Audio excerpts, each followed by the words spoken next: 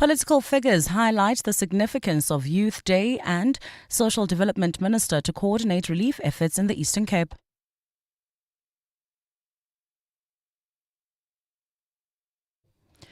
Good afternoon, I'm Maki Malapo.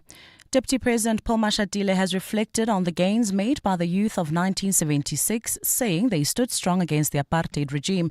The Deputy President is currently delivering the keynote address at the official Youth Day event at the Northwest University Rag Farm Stadium at the Potchefstroom campus on behalf of President Cyril Ramaphosa.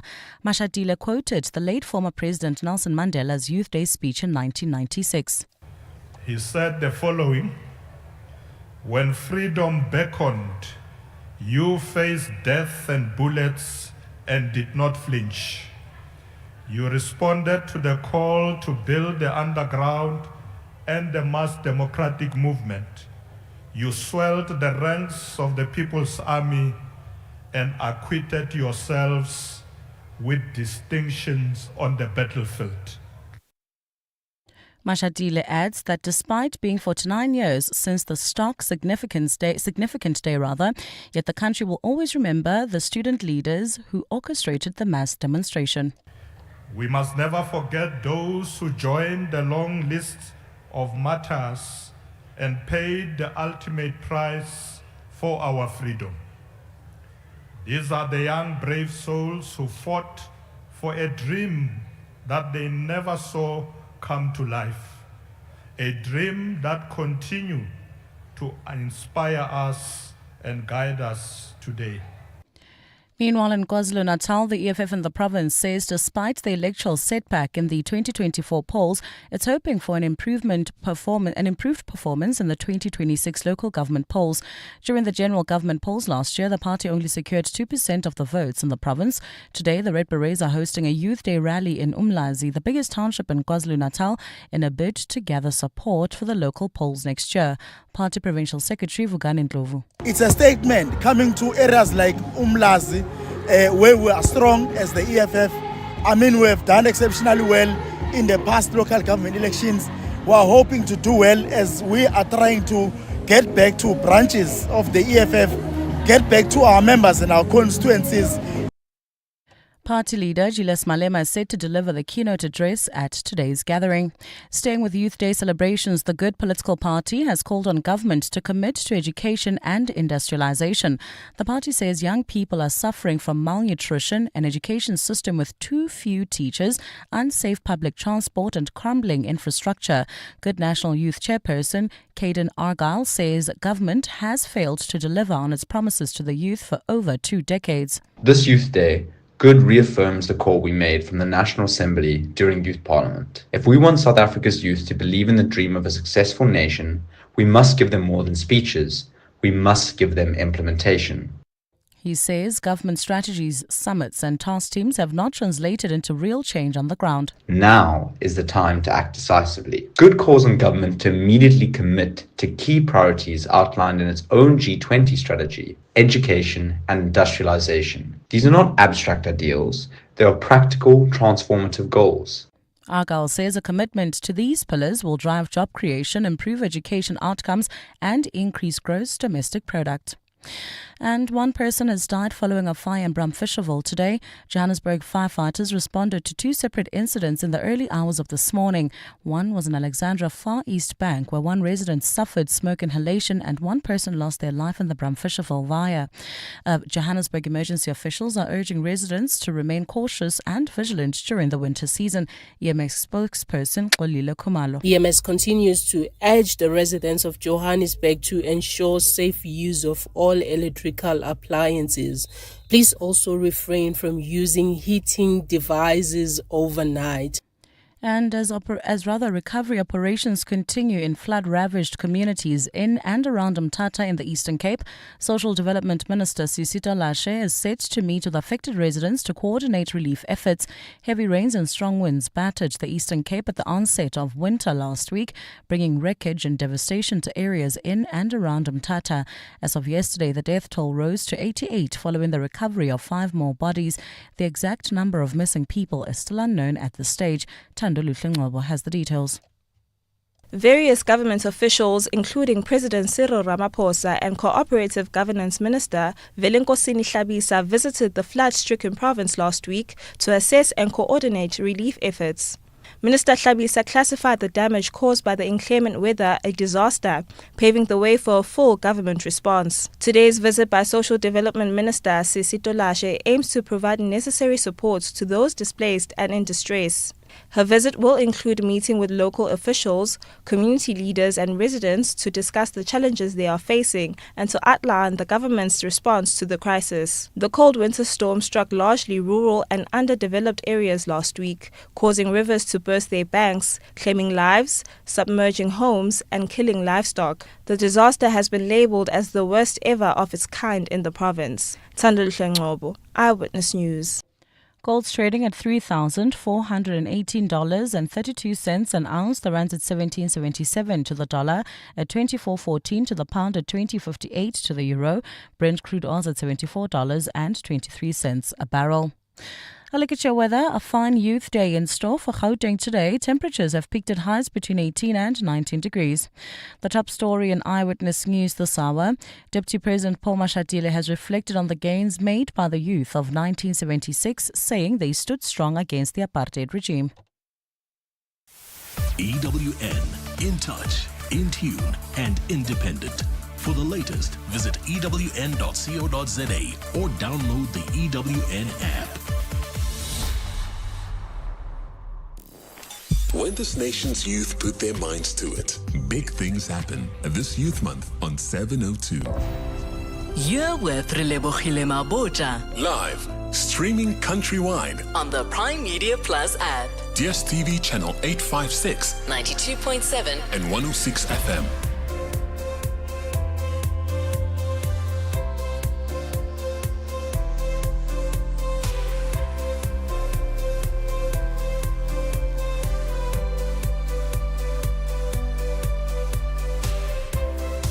Seven minutes after 1 o'clock, welcome to 702 Afternoons with me, Relebogile Mabotja, on this pretty cold Monday, the June the 16th, which is Youth Day in South Africa.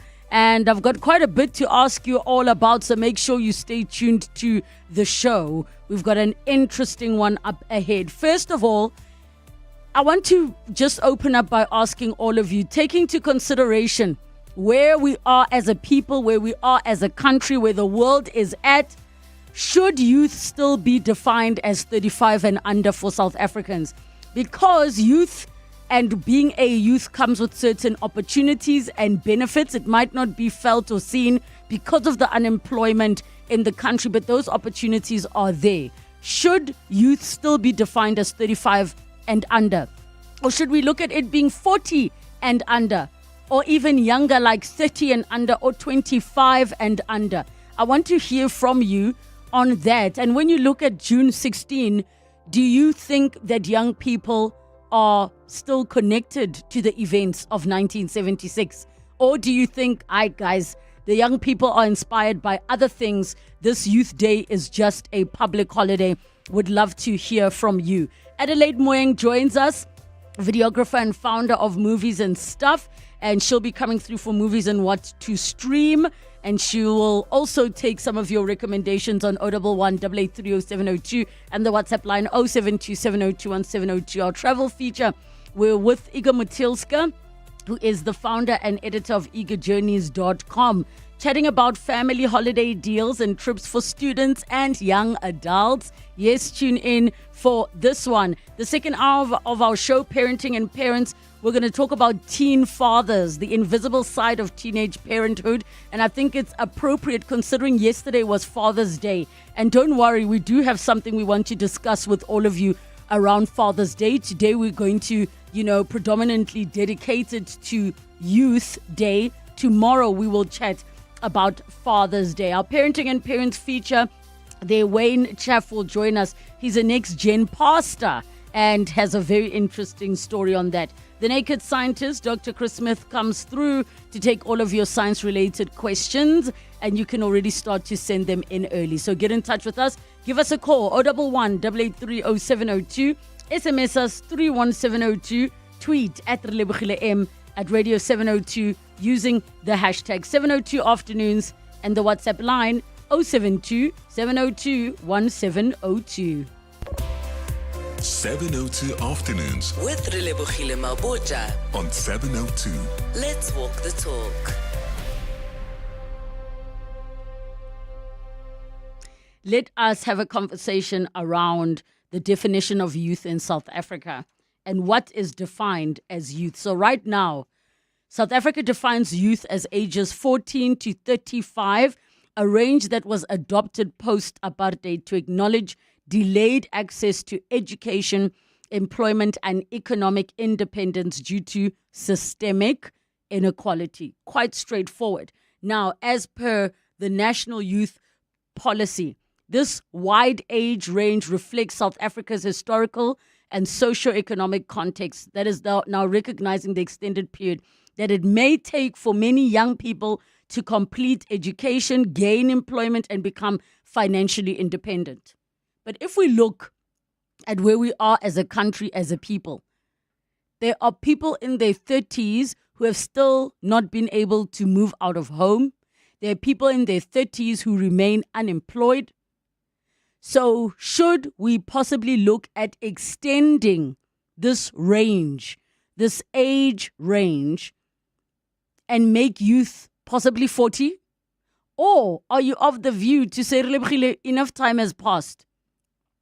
If anything, this new generation is completely disconnected from June 16.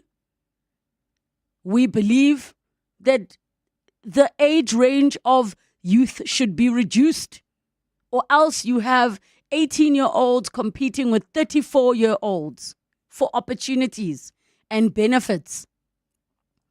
And keep in mind, if this were to be adjusted, let's say it was made a younger, as in youth now ends at 30, there is scoring that happens based on that in your triple BEE when it comes to certain opportunities that are available. But maybe there are benefits to reducing the range, saying actually youth should end at 30 or whatever age that you would say it should end at. Now, let's look at what the United Nations definition of youth is. They define youth as persons between the ages of 15 and 24. And this is the standard international definition used in global stats and development programs. Now, keep in mind why the consideration of South Africa's was made as broad as what it was. But now we are post 30 years of democracy, where global bodies have a narrower definition for statistical consistencies.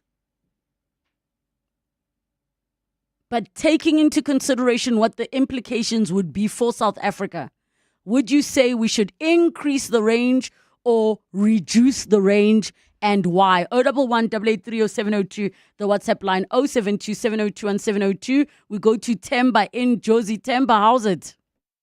Good day, Mr. How are you? I'm good. Go ahead.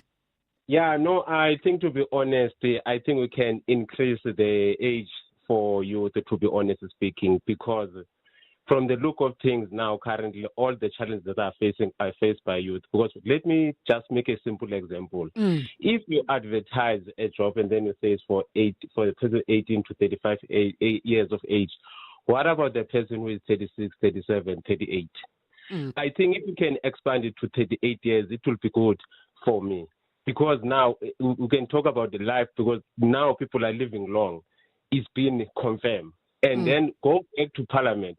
Look at the age of people who are in Parliament, who are serving us, their age. So I think we are being unfair. Yes, we can start at the age of 40 upwards. That person is fully mature. They cannot longer call that person still fall under it. But from 18 to 38, it will be good if we can expand it that way. For me, that's how I see things currently. Because we are being unfair. Because now, if you limit opportunity to a person who is 36 years of age, what do you say that person must do? So yes. So let me ask you this, and let me play devil's advocate here. What if there's a young person who's 20 and they say, but guys, with the high unemployment rate, does that mean that those of us that are 20 now, we are going to have fewer chances because we're increasing the definition of youth, meaning we're adding people who are 36, 37, and 38? You see, Sister Relebogile, that is a good question that you are asking me. You see, the statistics was released in the past week, if I'm not mistaken, talking about 3 million youth. Those people, for example, most of them are not even at school. When you talk about the person who is 20 years of age, we must look at the definition. With this person got qualification to qualify to be employable. Let's start it there first. We cannot just say, okay, we are disadvantaging the person who is 20 years of old. This person is at school, is at college doing training, or did this person pass the matric, or is at TVET college? So we must look all around all of those issues. But a person who is 35, 36 up to, obvious that person have faced many things, maybe got qualification out, just come out in university or at college, got the skill. But now, because of age limit, is being kicked out of the system. So I think we must look at various issues about that to answer your question. It cannot be just say, I'm disadvantaging the person who is 20 years of age. I fully agree with you, but let's look at that person, that age from 20 to 25 years. Is this person still at school, or he or she completed his matric or post-qualification? You see, so we must look at all those things, Sister Relebogile. I think that's my perspective on that. All right. And I think, look, you raise a valid point, because if you think back, the children who, or the young adults, let me say, who are 38 years old, those individuals were young enough, or old enough rather, to remember what pre-democracy was. They would have been around 8 years old. And on top of that, they still have parents that were unable to afford them certain opportunities that still affect them today.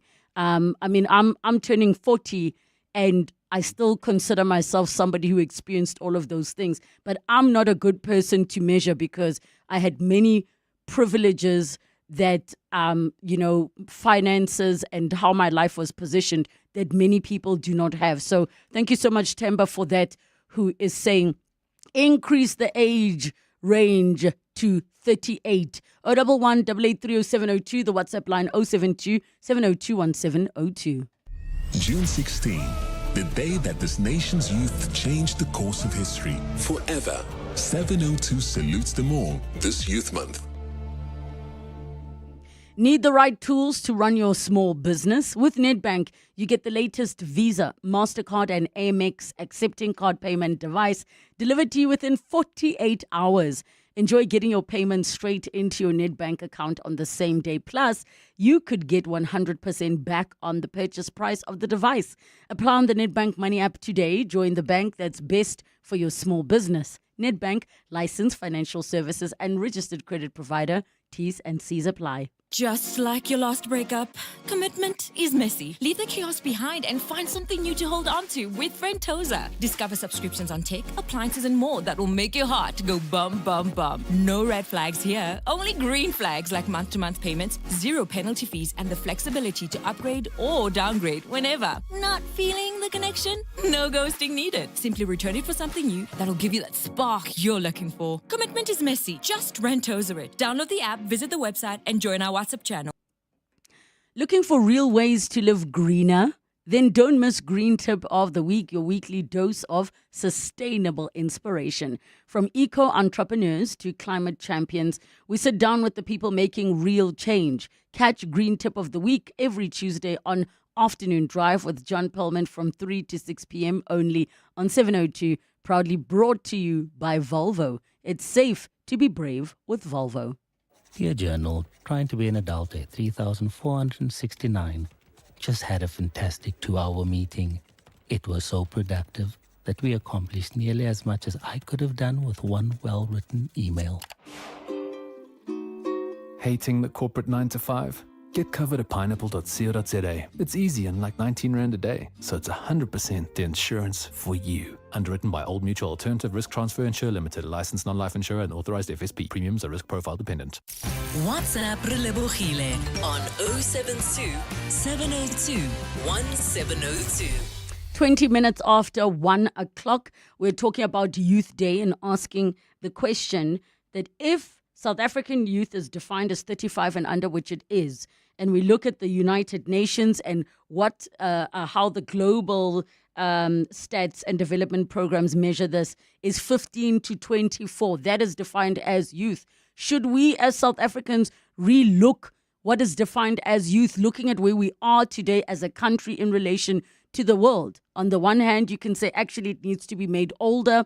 Our unemployment crisis is so bad. You have people past 35 that are still struggling with opportunities and they'd be closed off or are closed off from them. So increase it to 40. And looking at who represents us in parliament, people way in their 70s past retirement age. So maybe then it makes sense to increase this age group of youth. Or are you like, no, guys, the youth are already struggling as is. Let's be in line with the world is at, where the world is at. Enough time has passed for all of the reasons that were there to try and rectify where we are as a country and to create opportunities for young people. Let us bring it back in line with the rest of the world, which is between 15 and 24, or you might even say 30. 011 883 0702, the WhatsApp line 072 702 702. I'm going to look at some of the comments are on Facebook. Erasmus says, if in regards to opportunities, absolutely relook. But in general youth definition, no. Youth, my sister, must end at 35. Nomkosi says, I don't think there should be any cutoff age as far as employment. If you're willing to work, then you should be given a chance. But as far as the cutoff age for being a youth is 35, that's fine, I think. Tembela says, I say 40 years should be the cutoff age. Jimmy says, as a 37-year-old, I wouldn't say 40 years, I'm drawing towards it. Still employed with very slim chances of, still unemployed with very slim chances of getting employed in a world where experience is required, with less opportunities of learnerships and internships. So for me, it should be 45.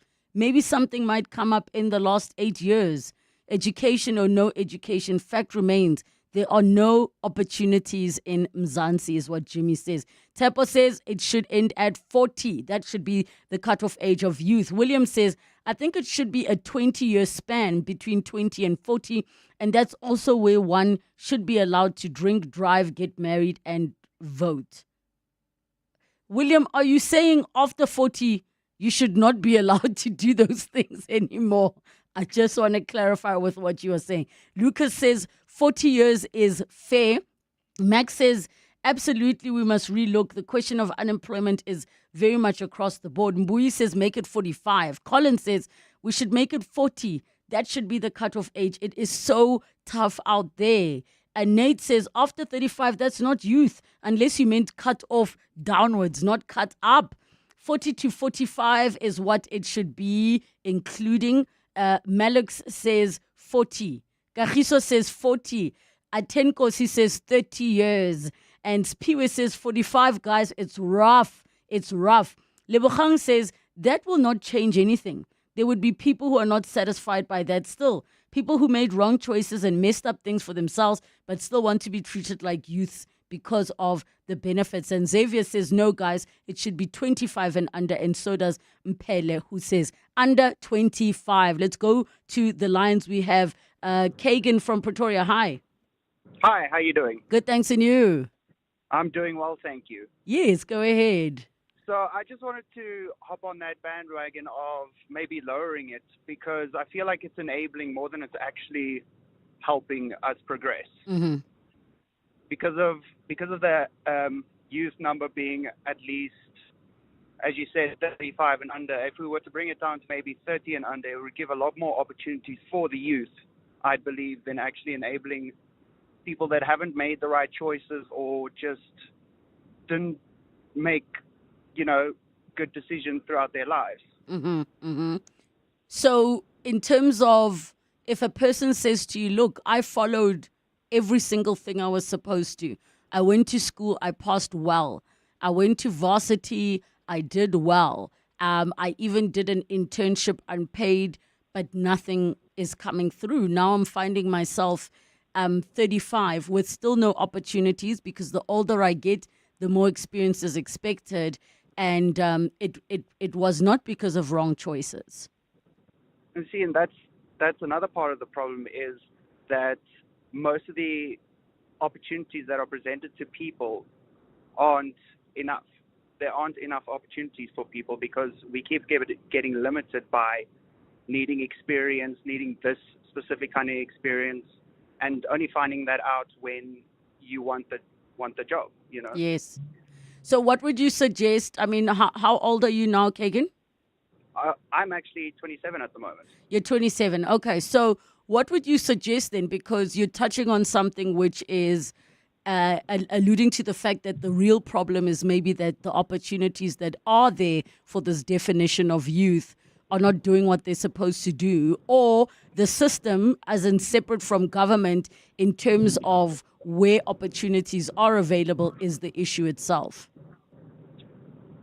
The thing is, I'm not speaking out of someone who has a lot of experience. I'll admit to that. I am only 27. So speaking of someone that comes from a youth standpoint, I believe that you have to take the opportunities that are presented to you, whatever those opportunities are. And a lot of the times, because certain opportunities don't align with that person's viewpoint, they scoff at that opportunity and rather don't take it, instead of looking at it as a stepping point to getting to a better place, working their way up to somewhere different. The whole point is these opportunities are presented to people and they don't take them because they believe something else will come along the way. I got you. And that's a perpetual thing in everyone, where we don't take what we get when we get it and believe something better will come along when it never does. Look, which is super tough in itself, because if, you are sitting with crazy student loans that you need to pay back for some really expensive qualification, I can understand a person not wanting to take some minimum wage or even below minimum wage opportunity. But thank you so much, Kagan, for your call. Your voice notes are coming through on 072 702 1702. Hello, 702. I think here in South Africa, because of our challenges, because of our long-term challenges, it should go up to 40 years. Internationally, I understand why it's it ends a bit earlier, because they don't face the challenges that South Africa is having. Educationally, life-wise, I mean, like, we normally, get things done, late in our ages, like in the 30s. So yeah, it must definitely go to 40. Thanks. Hey guys, thanks for the great show. I think we should really just have a representation of all ages or age ranges that is representative of the population, not necessarily a specific age cutoff. Hi, Relebogile. Yes, afternoon. Yes. I honestly think that the cut-off age for youth here in South Africa should be, at 25, and then coming to the retirement age, it needs to be on 45, because we don't want to see this current situation that's happening, especially in high positions, for instance, in parliament. Like a lot of people who are occupying these high seats, they've already surpassed the retirement age. So we now have, and like, I don't know, how can I put this? Our parliament has become a retirement village for old people now, because those people, they don't want to move there. I don't know what's happening in South Africa. Like, there's a huge high influx of people who don't want to move, like old people who don't want to move there from high positions. So for me, youth cut-off age should be on 25, and then retirement age for old people should be at 45, so that there can be, space for young people here in South Africa. Thank you so much for the great show, Relebogile. This is Lefang Hadima. Thanks. Thank you so much to all of those voice notes. Lefang, your proposal is tricky, because in essence, if we cut off youth at 25 and make retirement at 45 and life expectancy, let's say 80 years old, are we saying people only have 20 years to create an income for themselves, where then they or let's call it from 18 to 40. So they have 27 years to take care of themselves. There are so many problems, and I wish we had the answers. One says, Relebogile, I got married at 25, started a family. I can't see how you can be youth at 40. I know a person who retired at 40 and is enjoying life to the fullest. That's from Anonymous.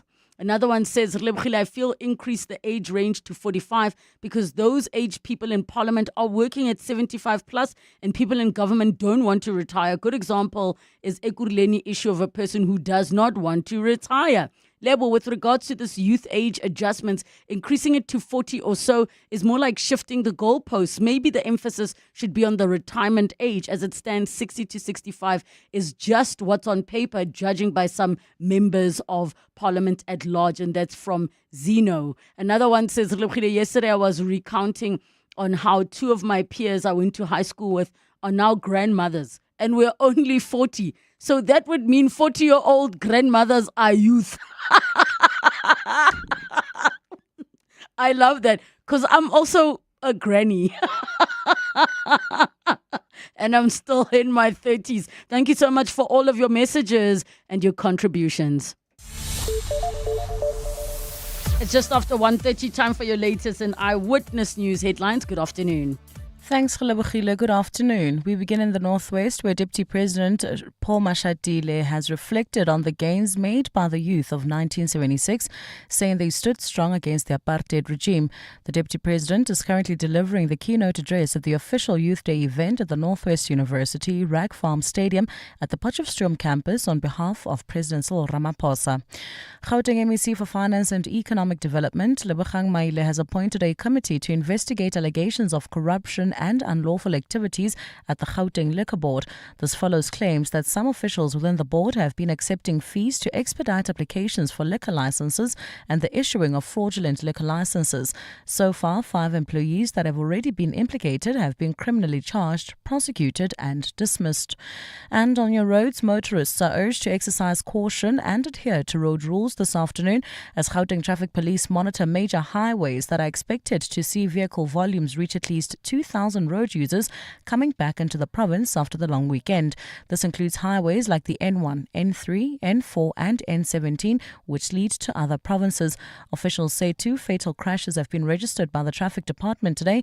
One took place on the N4 Solomon Mahlangu and the other on the M1 Glen Hove turn.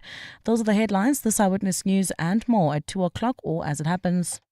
Bongani Bingwa, 702 Breakfast. Weekday mornings, 6 to 9. What are members of the executive doing with your taxpayer money? Lerato Ngobeni, Action SA's parliamentary chief whip, wants answers. When we ask what was the value of the trip, what is the return on investment for the country, you never get the answer. In the case of Minister Ntshabeni, the whole of South Africa was watching when that contingent was in the White House, and none of them said a single word. Why were they there? And we, as South Africans, deserve a response. Bongani Bingwa, 6 to 9. On 702.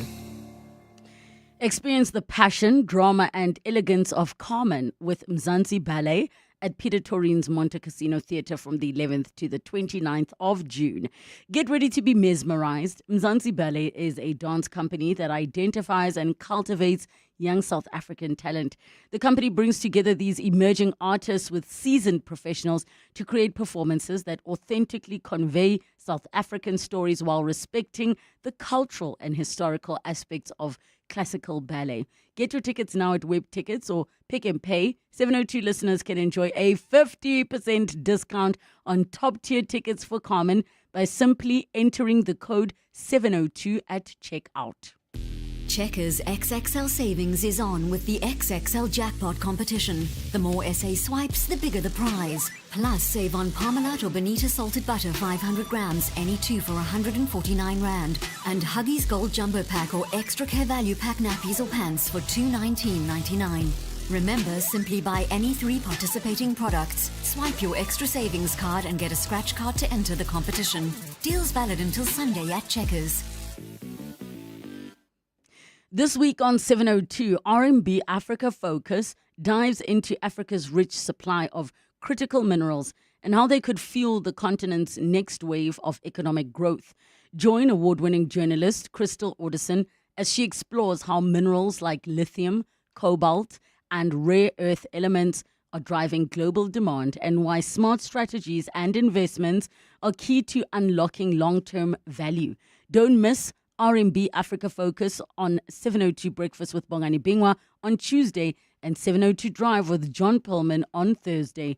RMB is a proud sponsor of B20 and a leading African corporate and investment bank. Do you want to buy a Honda? Cars.coza. Toyota or Mahindra? Cars.coza. Do you want to sell a Cherry? Cars.coza. Suzuki or Mercedes? Cars.coza. Polo, Kia, Mitsubishi, Havel, Hyundai, Lamborghini. Buy and sell, it's very easy. All you got to do is type Cars.coza. Cars.coza. Cars.coza. Let's find what moves you. Cars.coza. 702 Movies. 24 minutes to 2 o'clock. Movies and what to stream time. We take your calls on 011 883 0702 in the WhatsApp line 072 702 1702 and make your recommendations. Docies, series, films, old, new, cinema, something you can watch from home. And we will share it with one another. Joining us today, Adelaide Moeng, founder of Movies and Stuff. Make sure you find her on the socials. Adelaide, happy Monday and happy Youth Day. Happy Youth Day to everybody and happy Youth Day to you as well. Hi. Hey, just be careful. There's something that was blocking your mic, but I can hear you perfectly fine now. So let's jump into it. Yes, what's our first? You know, I mean, obviously in the spirit of Youth Day, I thought, why are we ignoring the elephant in the room? Shaka Ilembe Season 2 has dropped. It actually begun yesterday. I think it's very prolific, in the timing of when they dropped it and how they dropped it as well. As everybody knows, I hope everybody knows, Shaka Ilembe Season 1 last year had actually dropped the first season.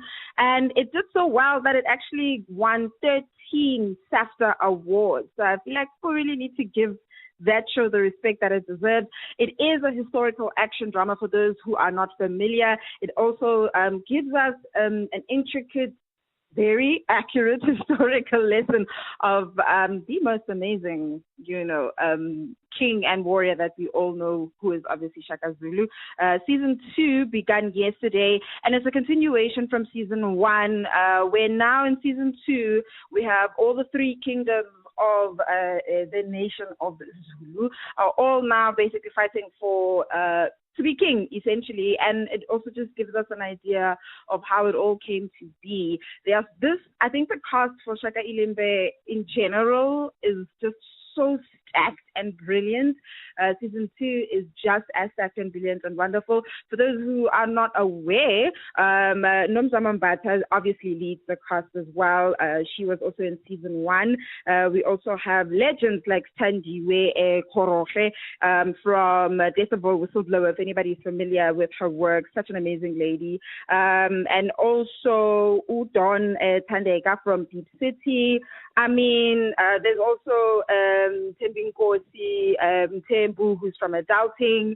Honestly, I don't know how else I can sell this to you, but it's really worth the watch. It premiered last night on Mzansi Magic. It plays every Sunday at 8 p.m. on Mzansi Magic, which is channel 161.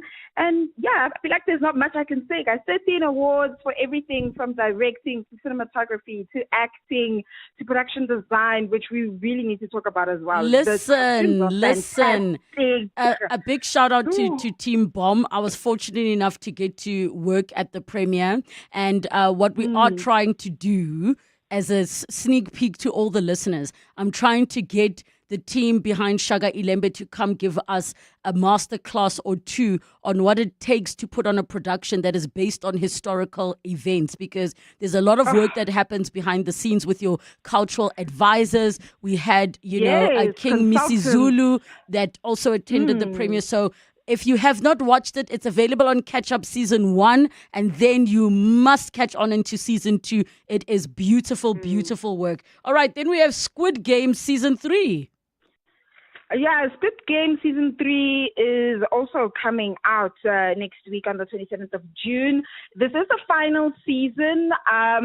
You cannot watch season 3 without having to start at season 1. Unfortunately, you have to watch season 1 and season 2 to be able to understand what is happening at season 3. Essentially, this is them wrapping it all up. As we all know, Squid Game is actually, I don't know if people are aware of this, but it is sort of actually based on a real life situation where people don't realize this, but in South Korea, there's actually a really big gambling problem in South Korea, and a lot of people have lots of debt that they have to essentially settle.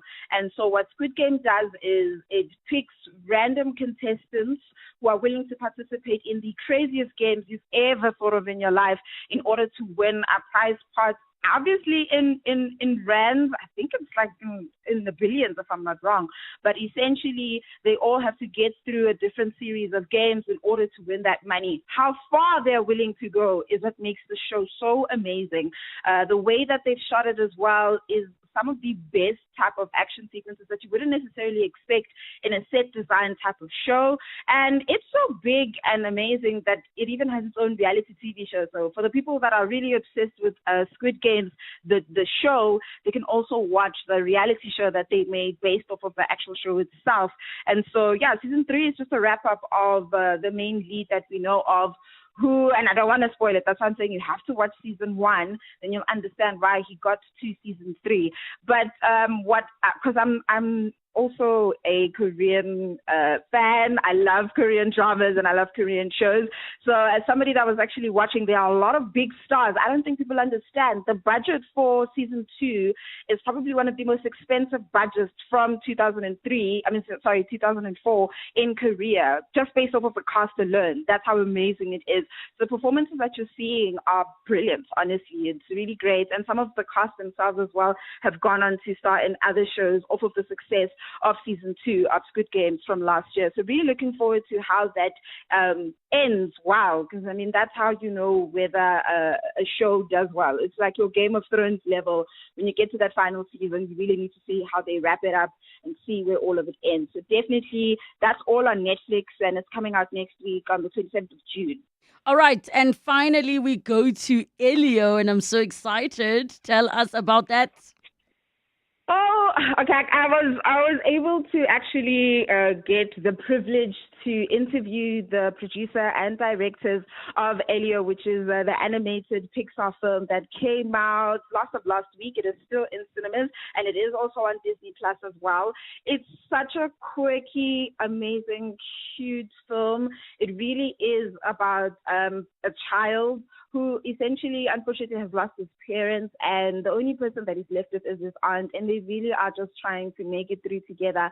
But he feels so isolated, and he's very obsessed with space and aliens, and by some luck, he gets abducted by aliens, and he becomes a translator for the aliens to essentially just help them with a brewing war in space. It sounds really hectic as an animation, but I promise you it's not that bad. It ends up being such a heartwarming film about, friendship, belonging. It's beautiful. I loved it. Definitely something I'd recommend for parents and kids to watch, especially if you were like a very oddball growing up. Some of us can relate a lot, I myself. So definitely, it's a film that you guys should definitely go and watch. And yeah, I had the privilege of also interviewing them, which was just amazing. Listen, if part of the team of this were people that produced Coco, co-directed Coco, Yes. which is one of my favorite animations at the moment. Beautiful story. Let's Brilliant. take a listen to that interview. Great to meet you. It's lovely to meet you guys too. I'm really fanning out, so excuse me if I'm like a bit.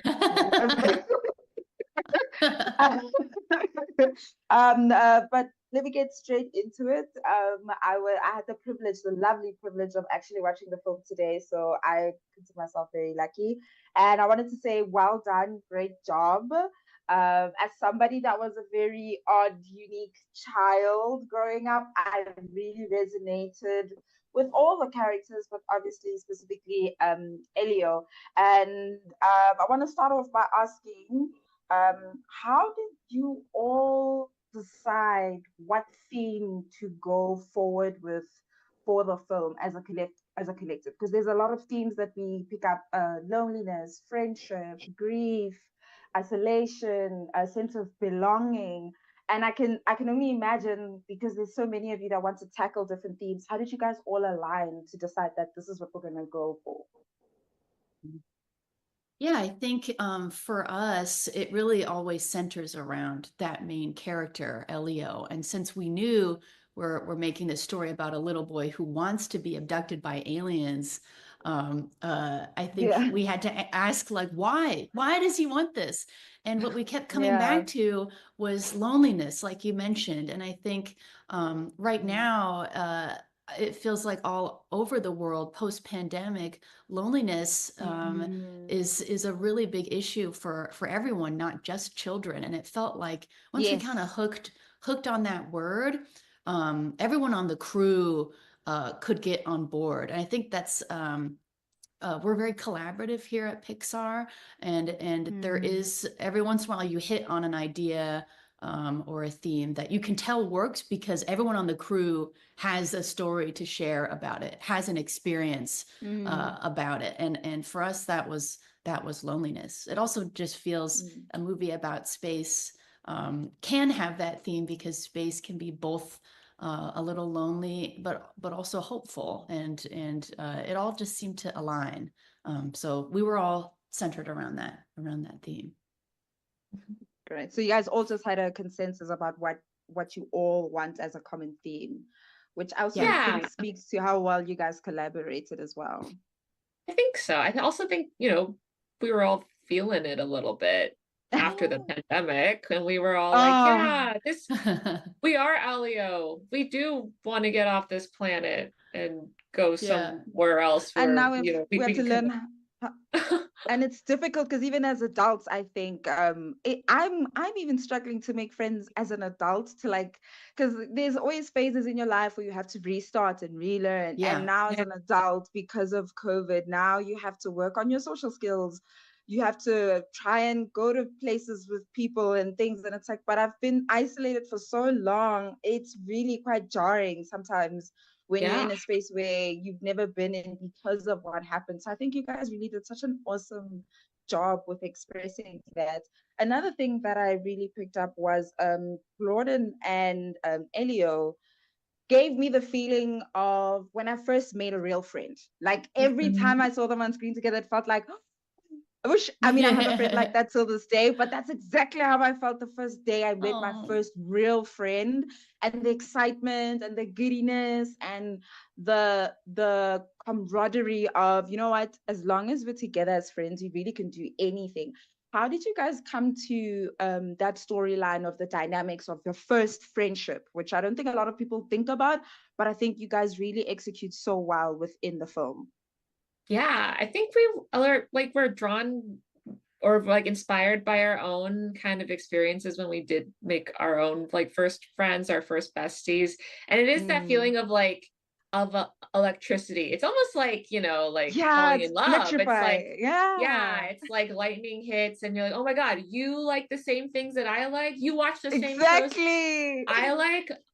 We're speaking the same language, and this is so easy and fun.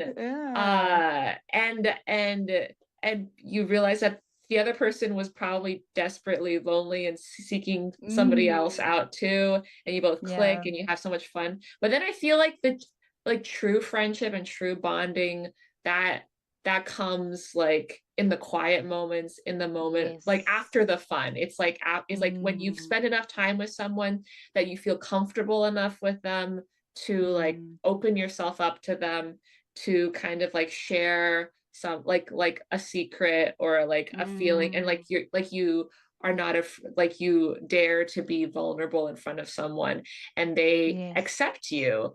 It's not just fun and games. It's this person actually understands you, and they hear you, and they see you, even though Gordon has no eyes. But the irony.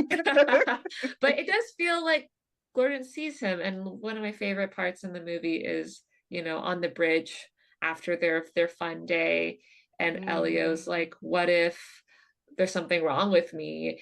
And Gordon's like, I like you. I like to me. you. Yeah. And it's so simple, right? It's like like that's something that that's what everyone kind of craves deep down, is like for people to just like them, like want to be around them. And there's no transactional relationship. It's not like I want to get something out of you. It's not like I'm hanging out with you because I have to. It's just because I like you. And Elio doesn't realize this, but that's what he's always wanted to hear. That's what he needed to hear this whole time. It sounds like such a fantastic film and something we should all go out and watch, especially when it comes to that universal language of loneliness and possibly wanting to be abducted by aliens. Adelaide Moyeng, editor and founder of Movies and Stuff. Hi, I'm Lewis Hamilton. Victory demands everything, but the journey is never solo. My team carves the way, data and innovation are my compass. This is how today's champions are made. Drive your success and trade like a champion. CFI, a global leading broker now in South Africa. Access over 15,000 instruments, advanced trading tools, 24/7 support, and superior trading services. Visit cfi.trade today. CFI Financial is an authorized financial services provider. CFI, empower yourself. Volksfest deals are back. Get a free upgrade to the Polo Vivo Life when you buy a new Polo Vivo and pay 0% deposit. Get more features at no extra cost. Buy it now and only pay 3 months later. Offer valid only through Volkswagen Financial Services. Looking for something sportier? The stylish T-Cross is yours from just 399,900 Rand. These Volksfest deals won't last. Visit your nearest dealer today or visit vw.co.za. Weekday evenings at 6. If we look at administered prices, there are some indications that perhaps inflation will start to rise soon. And that's coupled with the fact that we sort of are in the midst of a rate cutting cycle now with regards to the South African Reserve Bank. And so when you add those two things together, it is quite a cheap time to be wanting to sort of move to a lower sort of equilibrium inflation target. Reza Ismail is the head of bonds. The Money Show on 702. 702. Let's walk the talk. The Money Show with Stephen Grootes is brought to you by ABSA CIB, proud sponsor of the Africa Energy Forum 2025. Your story matters. ABSA is a registered FSP. It's one small step for mankind, one giant leap for DIY kind. Prepare for liftoff with the famous Chamberlain Carnival, bringing you out-of-this-world deals from 22 May to 1 June. Strap in for 11 days of savings across power tools, paint, gardening, and more. Enjoy 20% off paint mixing. Meet the Dulux dogs and let the little ones grab free popcorn and candy floss. Plus, you stand a chance to win your share of 90,000 Rand in Chamberlain gift vouchers. Blast off! Chamberlain, famous for hardware since 1903. 702. Travel. 7 minutes to 2 o'clock. This travel feature is brought to you by Standard Bank Private. Live wealthier with Africa's best private bank, as voted at the 2025 Global Finance Awards. And today we're together with Iga Mutilska, who is editor of eagerjourneys.com. And yes, it's Youth Day, which means we're going to talk about youth deals and trips for students and young people. Iga, happy Monday, happy Youth Day. Happy Monday, happy Youth Day. I truly believe that until we're 40, we're still kiddies at heart and the youth. So I thought, what better opportunity than to talk about some really great deals that you can find online. So I'm going to jump straight into it. If you have a look at Flight Center, go and click on the family and kids holiday section.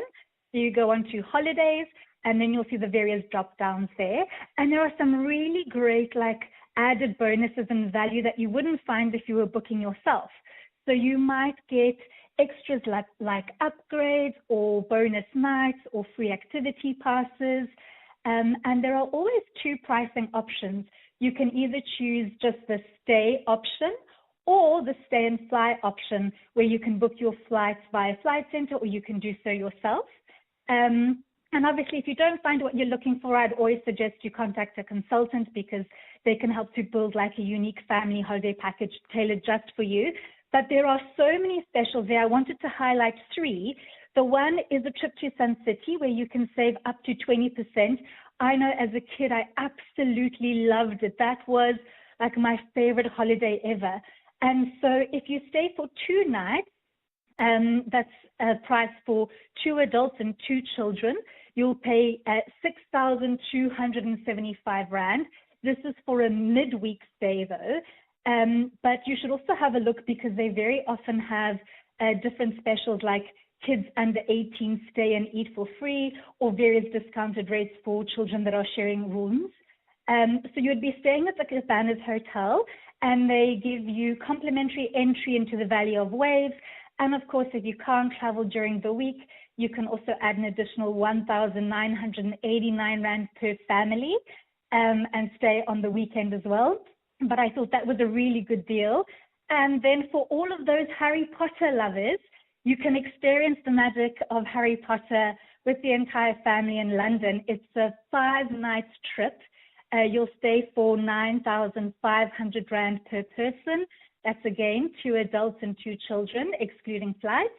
And you'll stay at the Grand Plaza Serviced Apartments, and you will get free entry into the making of Harry Potter's Warner Brothers tour. Wow. I love this idea. I haven't done it yet. I'm actually flying to London soon, so I should probably look into it.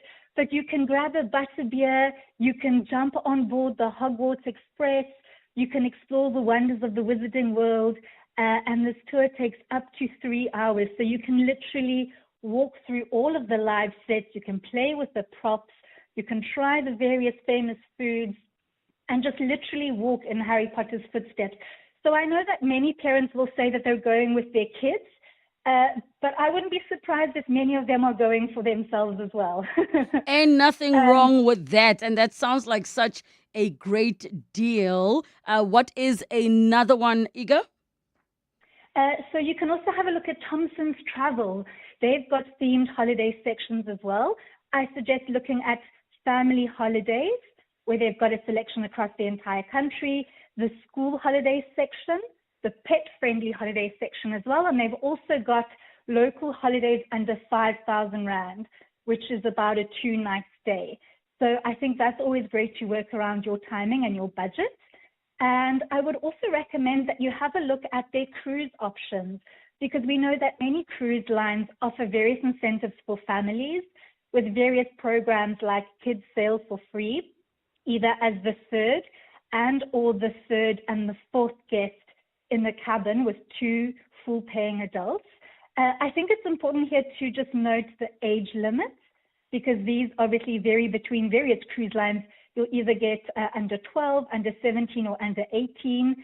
I would like to note that various ones have some really great options like Norwegian Cruise Line, NCL, MSC Cruises, Royal Caribbean, and all of these have really family-friendly amenities. They have extensive onboard activities and entertainment for all ages, right from the little ones all the way to the teens and the tweens. And of course, there's also the Disney Cruise Line.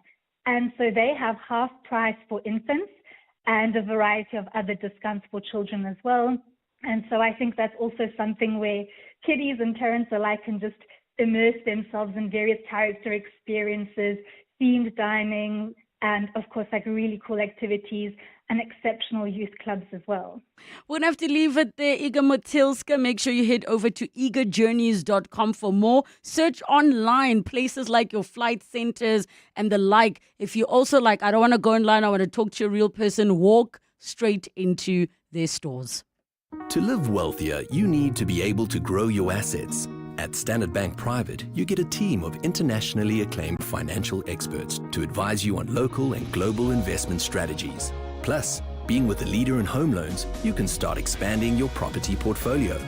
So, come live wealthier with Africa's best private bank. Apply online at standardbank.co.za. Standard Bank is an authorized FSP and registered credit provider. T's and C's apply.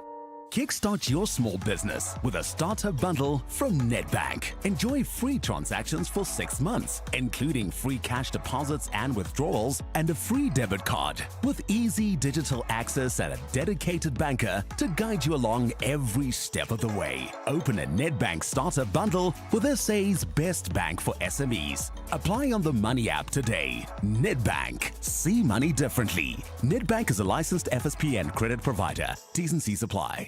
Every switch you flip, every circuit you connect, every idea you spark starts with power.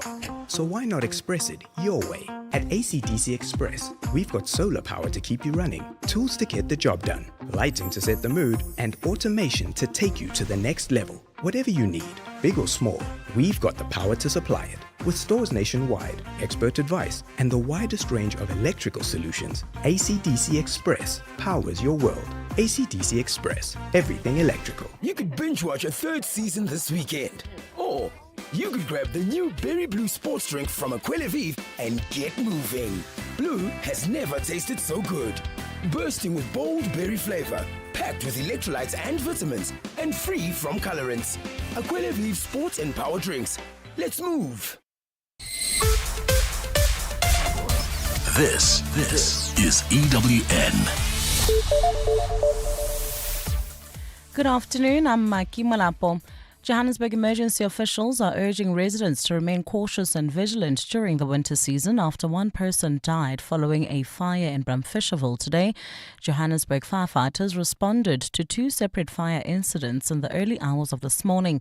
One fire was in Alexandra Far East Bank, where one resident suffered smoke inhalation, while the other in Bramfisherville claimed one life. EMS spokesperson Xolile Khumalo. EMS continues to urge the residents of Johannesburg to ensure safe use of all electrical appliances. Please also refrain from using heating devices overnight. Deputy President Paul Mashatile has reflected on the gains made by the youth of 1976, saying they stood strong against the apartheid regime. The Deputy President delivered the keynote address at the official Youth Day event at the Northwest University Rag Farm Stadium at the Potchefstroom campus on behalf of President Cyril Ramaphosa. Today, Mashatile quoted the late former President Nelson Mandela's Youth Day speech in June 1996. He said the following: "When freedom beckoned, you faced death and bullets and did not flinch. You responded to the call to build the underground and the mass democratic movement. You swelled the ranks of the People's Army and acquitted yourselves with distinctions on the battlefield." Mashatile adds that despite being 49 years since the stark significant day, the country will always remember the student leaders who orchestrated the mass demonstration. We must never forget those who joined the long list of martyrs and paid the ultimate price for our freedom. These are the young brave souls who fought for a dream that they never saw come to life. A dream that continues to inspire us and guide us today. In the same breath, nearly 50 years after the Soweto uprising, the Good Party says the struggle for learning in respective home languages in the country's schools is far from over. In a statement observing Youth Day today, Good Party Secretary General Brett Harron says the students of 1976 fought for the right to learn in a language that empowered them. Harron says the implementation of the Basic Education Laws Amendment Act is an important step forward. The Act does not erase any language. Rather, it seeks to open the doors of learning to more children in more languages by shifting the final say on school language policies from exclusively school governing bodies to provincial education departments with necessary safeguards. Harron says the Act protects indigenous languages and ensures language policy serves all learners and communities. The Bella Act is not the end of the road, but it is a step towards fulfilling the promise of 1976. A South Africa where education liberates rather than excludes. A South Africa where every child, regardless of race or language, has the right to learn and thrive. He says the Bella Act will ensure no child is excluded from a quality education because of the language they speak at home. Gauteng MEC for Finance and Economic Development, Relebogile Mabotja, has appointed a committee to investigate allegations of corruption and unlawful activities at the Gauteng Liquor Board. This follows claims that some officials within the board have been accepting fees to expedite applications for liquor licenses and the issuing of fraudulent liquor licenses. So far, 5 employees that have already been have been criminally charged, prosecuted and dismissed. Mabotja briefed the media on his climate clamped down on rot at government entities yesterday, saying a legal expert has also been appointed to investigate claims of corruption at the Gauteng Gambling Board and the Gauteng Growth and Development Agency. Legal experts will investigate financial management and governance, human resources and labor practices, procurement and supply chain management, board governance and oversight, and compliance with relevant legislation and regulations. The legal experts will ensure that the investigation is comprehensive, thorough and credible, and that the findings and recommendations are based on rigorous and impartial analysis of the evidence. On your roads, motorists are urged to exercise caution and adhere to road rules this afternoon as Gauteng Traffic Police monitor major highways that are expected to see vehicle volumes reach at least 2,000 road users coming back into the province after the long weekend. This includes highways like the N1, the N3, the N4 and the N17, which lead to other provinces. Officials say 2 fatal crashes have been registered by the Traffic Department today. One took place on the N4 Solomon Mahlangu and the other on the M1 Glenhove turn. Police officials are still gathering information around the circumstances of the accidents. Meanwhile, Gauteng Traffic Police spokesperson Obed Sibasa says they will deal decisively with motorists who break the rules. As road users celebrate Youth Day, June 16, we urge them to celebrate responsibly, to respect the rules of the road. We're continuing with multidisciplinary roadblock, stop and search, inspect, block patrols. We are out in numbers monitoring highways to or from Gauteng. And Indian health officials have begun handing relatives the bodies of their loved ones after a deadly plane crash claimed the lives of more than 200 people. Last week, the London-bound aircraft crashed soon after taking off on Thursday from Ahmedabad. One person escaped alive from the wreckage, British citizen Vishwash Kumar Ramesh, whose brother was also on the flight.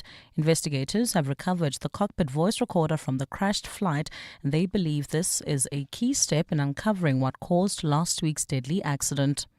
Gold's trading at $3,411.06 an ounce. The rand's at 17.79 to the dollar, at 24.15 to the pound, at 20.58 to the euro. Brent crude oil's at $74.23 a barrel.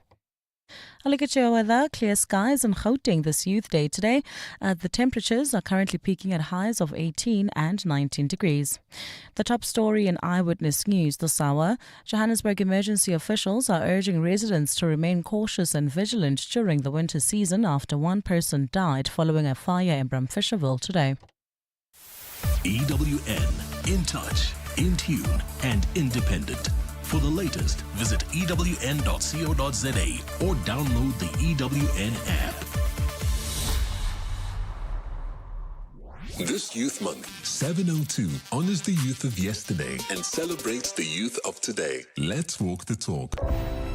You're with Relebogile Mabotja. Live, streaming countrywide on the Prime Media Plus app. DSTV channel 856, 92.7 and 106 FM.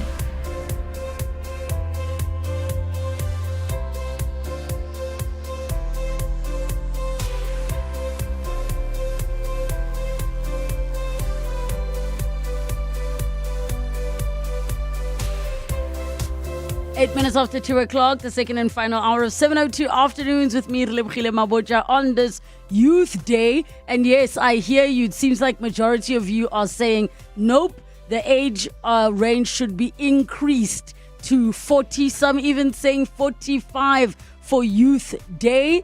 But let us see what time will determine as we evolve as a nation when it comes to this definition of youth. Coming up in this hour of the show, we have our parenting and parents feature where we're going to be talking about teen fathers, the invisible side of teenage parenthood, and also just kind of off the back of Father's Day that happened yesterday. And we will talk about it tomorrow when everybody is back, but also when we're not observing a holiday as big as Youth Day. We'll be joined by Wayne Chaff, who is a next generation pastor.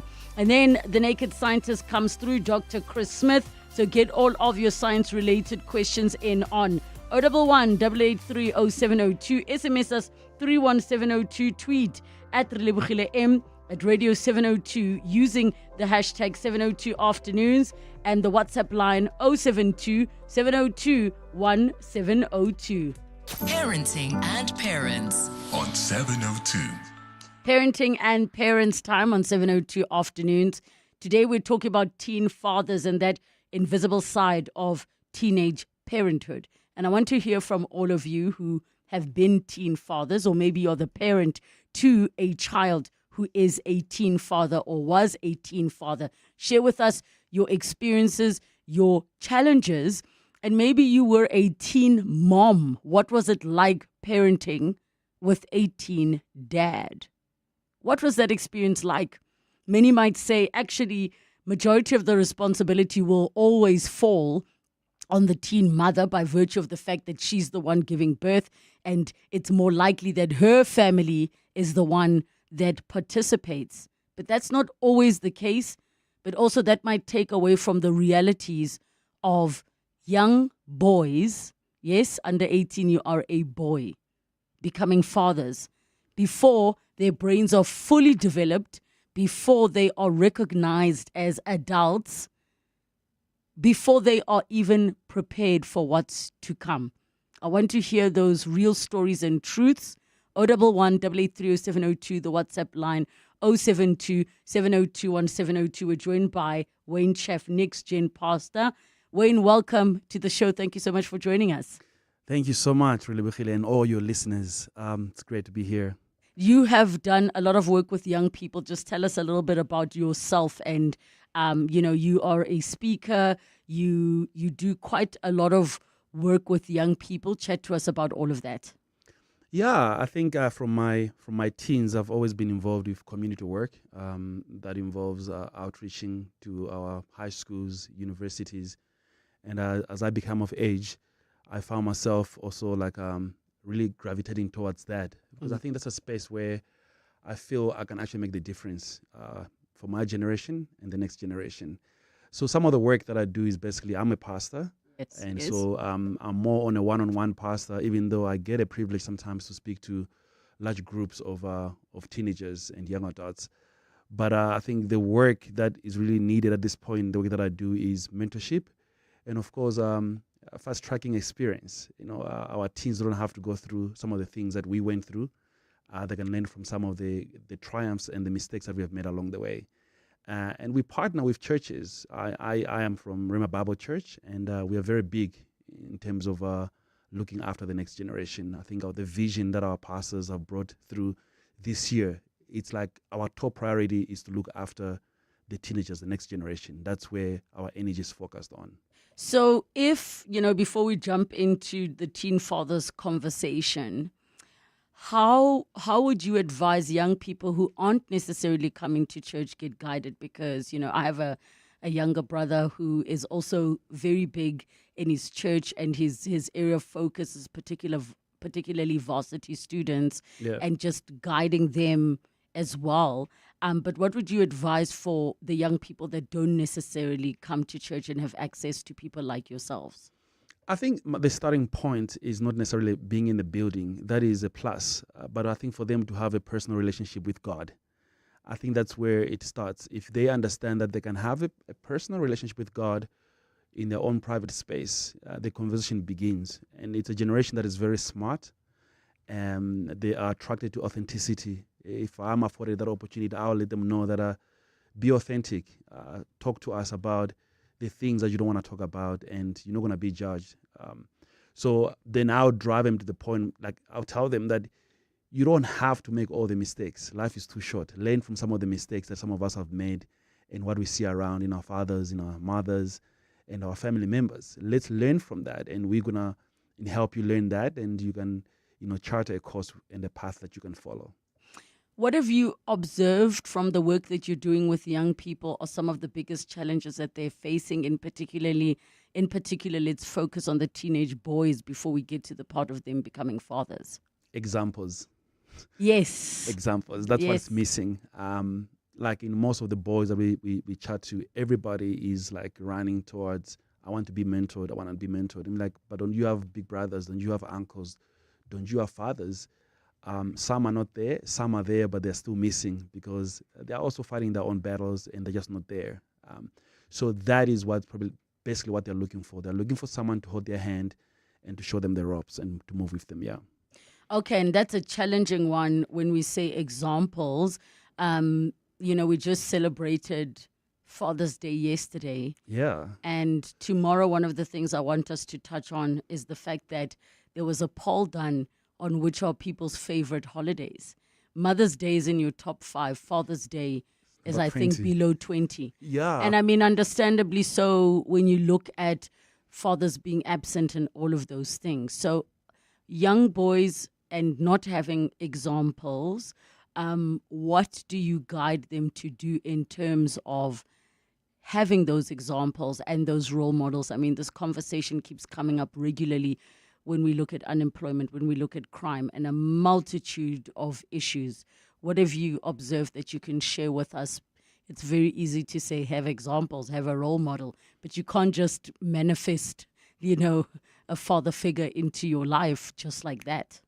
Yeah, absolutely. I think let's just be realistic here because maybe some of the fathers are not there. Yes. What we are saying here is that we need to have male figures that need to step up and step in.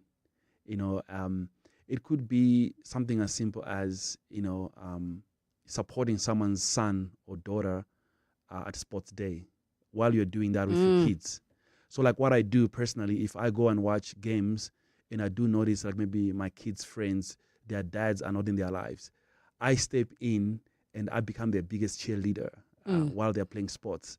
They look at me when they score goals or they're injured, they can actually run into my arms. I am stepping in as a father figure in those spaces. It begins with a small thing like that. When you're going to church, if you got your 2 kids that you're driving to church, offer, call these mothers like, hey, we're going to church here. Can I come and pick up so-and-so? I'll pick them up at 6, bring them home at 8:30. They trust me because they trust me with my kids. They see how I raise my kids. They trust me with their kids. Then I do that. But just doing that, you're actually stepping up as a father figure. You're stepping in. That's why stepdads are fathers who stepped in, doing what the other guy should have been doing. So it begins by doing simple things and that. And you're going to find that these small things that I'm talking about mean so much to our kids in terms of how they grow and become, responsible teenagers all the way into adulthood. So it's stuff like that.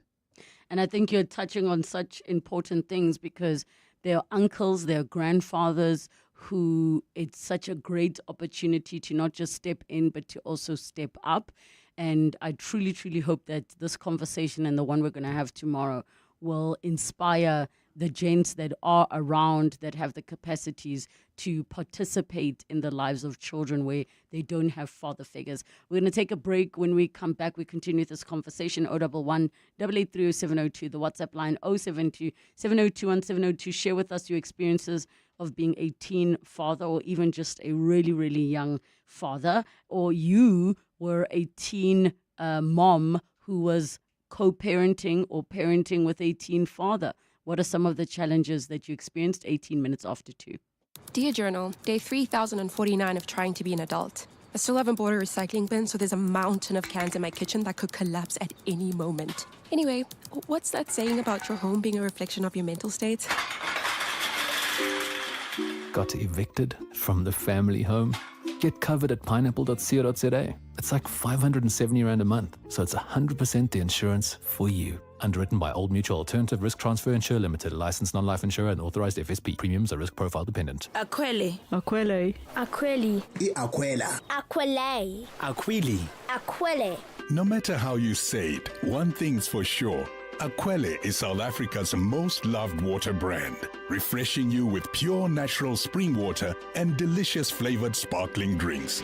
From every sip to every smile, thank you Mzansi for making Aquele a part of your everyday moments. Aquele, spreading joy to South Africa naturally. Nedbank Business Ignite on 702 is looking for a small business owner that talks a big game and delivers even bigger results. So if you're a small business that consistently dares to innovate, expand, and better your bottom line, you could walk away with 200,000 Rand cash and a 200,000 Rand advertising package. So enter on igniteyourbusiness.co.za. Then every day this week from 6 a.m., catch 702 Breakfast with Bongani Bingwa to find out if you're a finalist in the Nedbank Business Ignite on 702. T's and C's apply. Nedbank, an authorized FSP and registered credit provider. To walk the talk is to turn words into meaningful actions. And it's what we at 702 are committed to doing every day. We are also committed to following the rules set out by the Broadcasting Complaints Commission's Code of Conduct. To give you balanced programming, fair comments, and accurate news.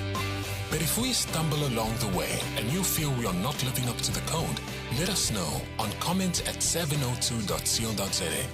And if after that you're still not happy, you can direct your complaint in writing to the Broadcasting Complaints Commission. Email bccsa@nabsa.co.za. For more, visit bccsa.co.za. Parenting and Parents on 702. 20 minutes after 2 o'clock, and we continue with our parenting and parents conversation around teen fatherhood and what that invisible side might look like. We're with Wayne Chaff, Next Generation Pastor, where he has done extensive work with young people, mentoring, giving talks and guiding. 011 883 0702 in the WhatsApp line 072 702 1702. Before we pick up the conversation, we go to Veli in Pretoria. Veli, how are you doing? I'm good, and how are you, Lebo? I am doing well. Go ahead. Yes. So I was a teen mom myself, co-parenting with a teen dad. I was 16, he was 18. Well, now the baby's 19. He's actually older than we were when we had him. You know what? I'm going to say this. As a woman, I know that a lot of women, we are quick to say Happy Father's Day to all the single women out there. But society is very cruel when it comes to a boy child. Well, our child is a boy, by the way. You know, when you're pregnant, Lebo, whether you're a teenager or you're older, you've got a whole 9 months to prepare for that baby. Mm-hmm. And we don't understand that the dad, whether he's a teenager or he's old, the only time that parent instinct comes in, it's after the baby's born, you know, and you're expecting him to be there emotionally. He's a child himself. So with my son's dad and I, we struggled a lot because we were both young. We were still finding I was in my first year. I was doing my first year when I fell pregnant. And you know what, we struggled to maneuver on, but thank God for his parents. And I always say this to people, that, you know what, if it has not been for his parents, I don't think I would have even got this thing right. Not that I've got it right, but, just, get the basics going. So, yeah, it was a hassle. It was a hassle. We fought most of the time. I mean, we became parents overnight, and we were kids ourselves. For the longest time, we were at loggerheads. And now we are at a position where, I'm 37, and he's almost 40. And we are in a very better space now, maturity-wise and cooperating-wise. And I love his soon-to-be wife so much because she also stepped in and understood the dynamics of both of us raising this child. So, yeah, what I can say is that, you know what, it's not easy. And I always say this to my son, that can you see how difficult it was raising you? As joyful as you have made our life, but one thing I can say to you is that never, ever, ever have a child when you are below the age of 30 as a guy. Well, that's my own point of view. As a guy, I'm not saying a woman. Yes. As a guy level, because men takes time for them to step into that parent the way to that one. Yes. They take time, to get into that, unlike us women. So I feel when a man is over a certain age, and say maybe 30 and above, they're in a better position mentality-wise, maturity-wise, stabilization-wise. As in a day you are a mother or you find out you're pregnant, the minute you get those 2 lines, your mentality comes. Well, it kicks in. So let me ask you something, Veli. So if then the gents that are listening say it's all good and well for a woman to say, have a kid when you're after 30. But I don't even have the rights to dictate to you to say, cool, we were both negligent or whatever it is that happened, the condom broke, whatever. And now the entire choice of whether to keep the baby or not still lies with the woman. what would you say to those gents? Because they would say they have that conundrum of they don't have the choice.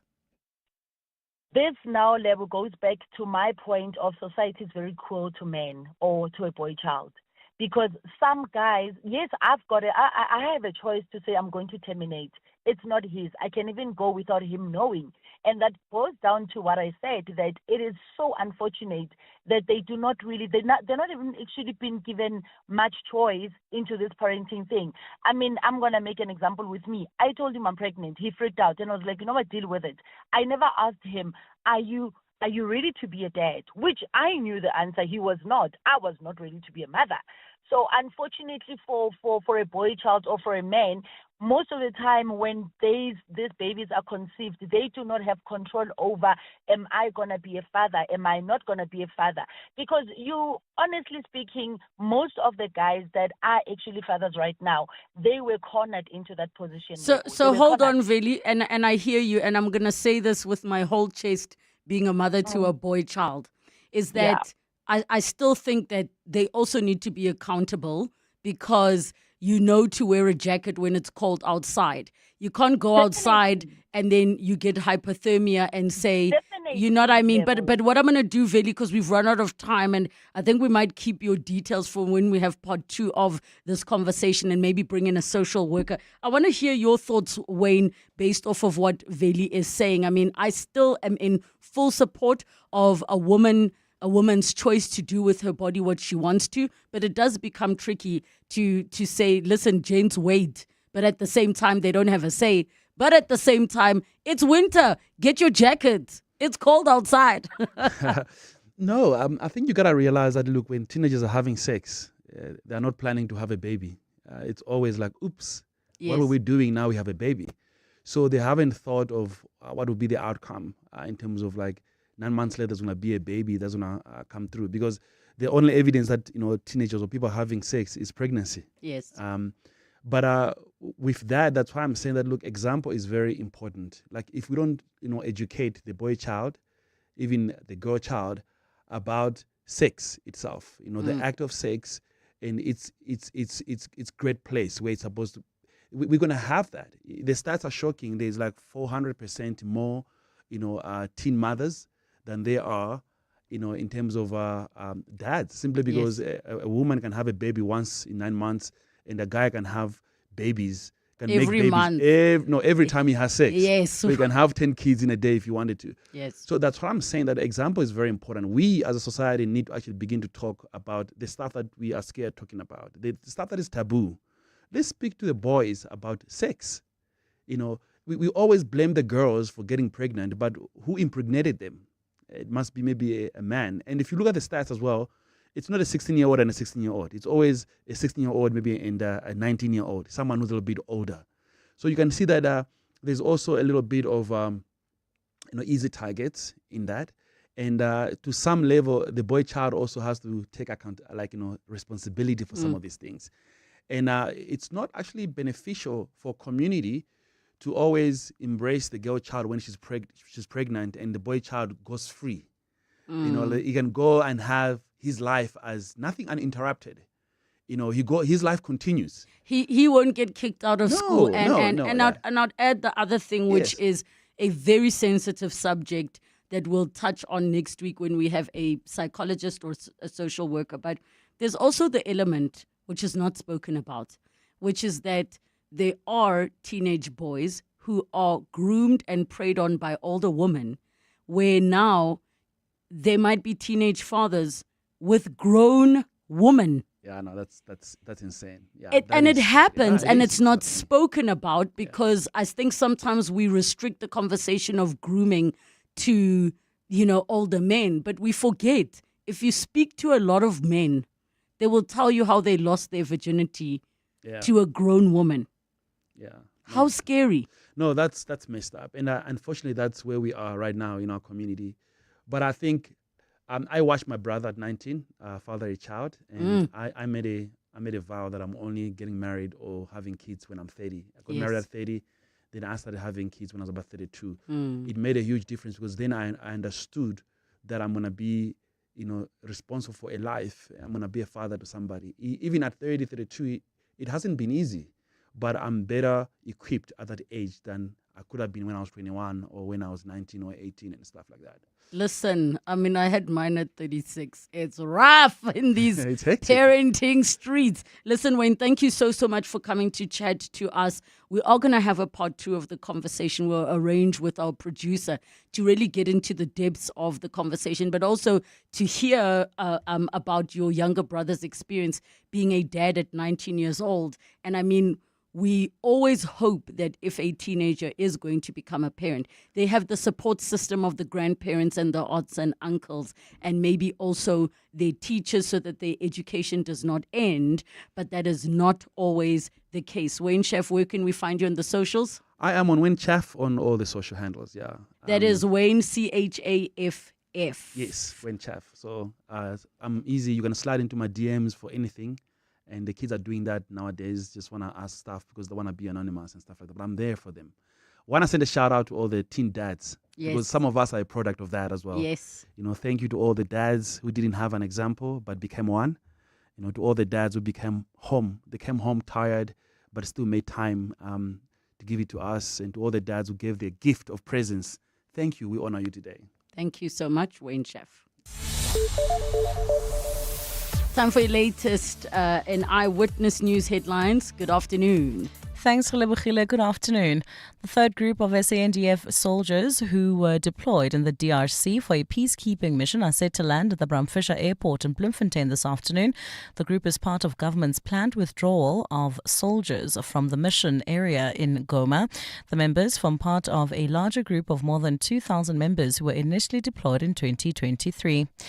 The Agriculture Department has approved a special year-long arrangement with the USA allowing for a more dynamic trade response to avian influenza or bird flu outbreaks. This is to ensure a continued supply of chicken imports into South Africa, set to enable food security. The agreement was publicized in a letter by the department in March, empowering the USA to manage its own internal chicken trade restrictions by state, depending on the presence or absence of bird flu outbreaks. And in the Middle East, Pakistan has indefinitely closed all border crossings with Iran due to escalating tensions between Israel and Tehran. The two countries have been engaged in 4 days of an escalating air war after Israel's surprise aerial campaign on Friday, which it says aimed to prevent its arch-foe from acquiring atomic weapons, a charge Tehran denies. Those are the headlines. This Eyewitness News and more at 3 o'clock or as it happens. This Youth Month, 702 honors the youth of yesterday and celebrates the youth of today. Let's walk the talk. Quiet, please. The Wimbledon experience in Mzansi is back at Amex Tennis Town Monte Casino between 11 and 13 July 2025. Enjoy VIP hospitality, the ultimate big screen experience, and more than just strawberries and cream. Buy your tickets now using your Amex card on Howler and get 50% off on limited tickets. Amex Tennis Town, the Championships Wimbledon experience with the Mzansi advantage. Tennis is better with Amex. We spend a lot of time looking for deals, but we don't invest the same time in our health. Your health buys you more time with the people you love. So who are you staying healthy for, and how can you improve your health? Choose Dis-Chem Life, the life cover that rewards you for living healthier with lower premiums and more cover. Visit dischemlife.co.za now. Dis-Chem Life. Choose a better partner for life. Dis-Chem Life is an authorized FSP 50594, underwritten by Guard Risk Life, a licensed life insurer, FSP 76. T's and C's apply. PG Glass Repair, PG Glass Replace. Hi, I'm Komoto, PG Glass Technician and winner of Belron's 2024 Best Repair Technician. If clarity is clear to see, that's what we're all about, keeping your windscreen clear from chips and cracks. And if we must replace, we fit only the best windscreens. Shutterproof, that's PRUFE. Get a PG Glass today for quality, reliability, and peace of mind. Call 0860 030303 today. Coming up on 702 Drive with John Perlman. 702 Drive with John Perlman is coming up from 3 to 6 p.m. Happy Youth Day, John Perlman. And a happy Youth Day to you too. Good afternoon to our listeners. So I was asking the question, which was, should the age range of youth, which in South Africa currently is 14 to 35 be relooked? And if so, why? Many people are saying with people in parliament being over 70, why don't we increase youth definition to 40? Others are saying no, reduce it to 25. Others are saying align it with the rest of the world, which is 15 to 25. What are your thoughts? So it's funny. For me, the sweet spot was 30. Definitely not increase it. But why do we have a definition of youth at all? I mean, is it in employment, for example, to judge whether companies are forward planning or meeting because there are no quotas for youth in any area of South African life that I'm aware of. But there are opportunities that are specifically put aside for youth. So for those who are saying, guys, make it 40s, because they're saying some people are still home with no experience at 37. Now they cut off for the opportunities that are specifically put aside, be it via the SETAs, so there are programs that are uniquely put for young people. Yeah, but if you give it to people who are 40, then there's fewer opportunities to give to people who are younger, and we'll have a longer timeline in that opportunity. I mean, I don't mean to sound like people who are nearing 40, we shouldn't do anything for them. I get that they need their projects, but why make them part of a youth program? Then you've got to have a missed opportunities program, because they would have come out of different educational environments. Their life circumstances are likely to be a bit different if they've started families. They've got kids who are older. So it's a different thing. I think we've got a bit of a mindset here where we say, one solution must fit all problems. If there's a problem for people over 35, then let's address that problem. But I don't see the benefit of cannibalizing in some way and then breaking into small bits an opportunity for young people. If it's meant for young people, I would say 30 max. Okay, I got you. What's coming up on your show today? Yeah, however, nobody's going to ask me except you. I do not make policies, unfortunately, or probably it's a good thing. So, strong focus, of course, on young people and exactly Relebogile, those kinds of opportunities. We'll talk to the DG Murray Trust. They're looking at issues around youth unemployment. There's a group called Youth Capital. They've come up with some innovative ways of getting young people on track. But there are other stories to cover as well. South African troops gradually all getting back from the DRC. But what happens to them? We'll talk to Pikkie Greef, who is General Secretary of the military union, the South African National Defence Union. That's at 12 minutes past 4. We'll catch up with the situation in the Eastern Cape. Gift of the Givers are down there. They'll give us an update on what they are dealing with. And then we'll look back on a South African who had an immense impact on our political history and culture. The picture of Hector Peterson that became the iconic image of the June 16th uprising was taken by a photographer called Sam Nzima. We're going to talk to his son Tulani Nzima. Every year they have the Sam Nzima Memorial Lecture, and we'll look back on Sam's remarkable life, and we'll look as well at what his son Tulani is doing right now. 702 Drive with John Perlman coming up from 3 to 6 p.m. on this Youth Day. 702. The Naked Scientist. Time for The Naked Scientist. Get your questions in already on 011 8830702 and the WhatsApp line 072 702 1702 as we talk about all of your science-related issues. And we do our best to keep bringing back your questions if you didn't get an opportunity to have yours answered by Dr. Chris Smith. Happy Monday, Doctor, but also in South Africa, it's Happy Youth Day. Yeah. Happy Monday. Good to be here. Scientifically, Doctor, what qualifies as youth according to science? I don't know. It's a very good question. Isn't youth more a sort of sociological thing? As in, we talk about society and we talk about the youth, and we mean younger people. But I don't think there's a strict scientific definition of when I can consider myself officially old. Is there? Because there's a moment in your life where you suddenly feel very old, especially when your kids are better at maths than you are. Like now, for me, it's so embarrassing. I used to know everything. I'm like, you're God to your kids, aren't you? When they're little, you're God.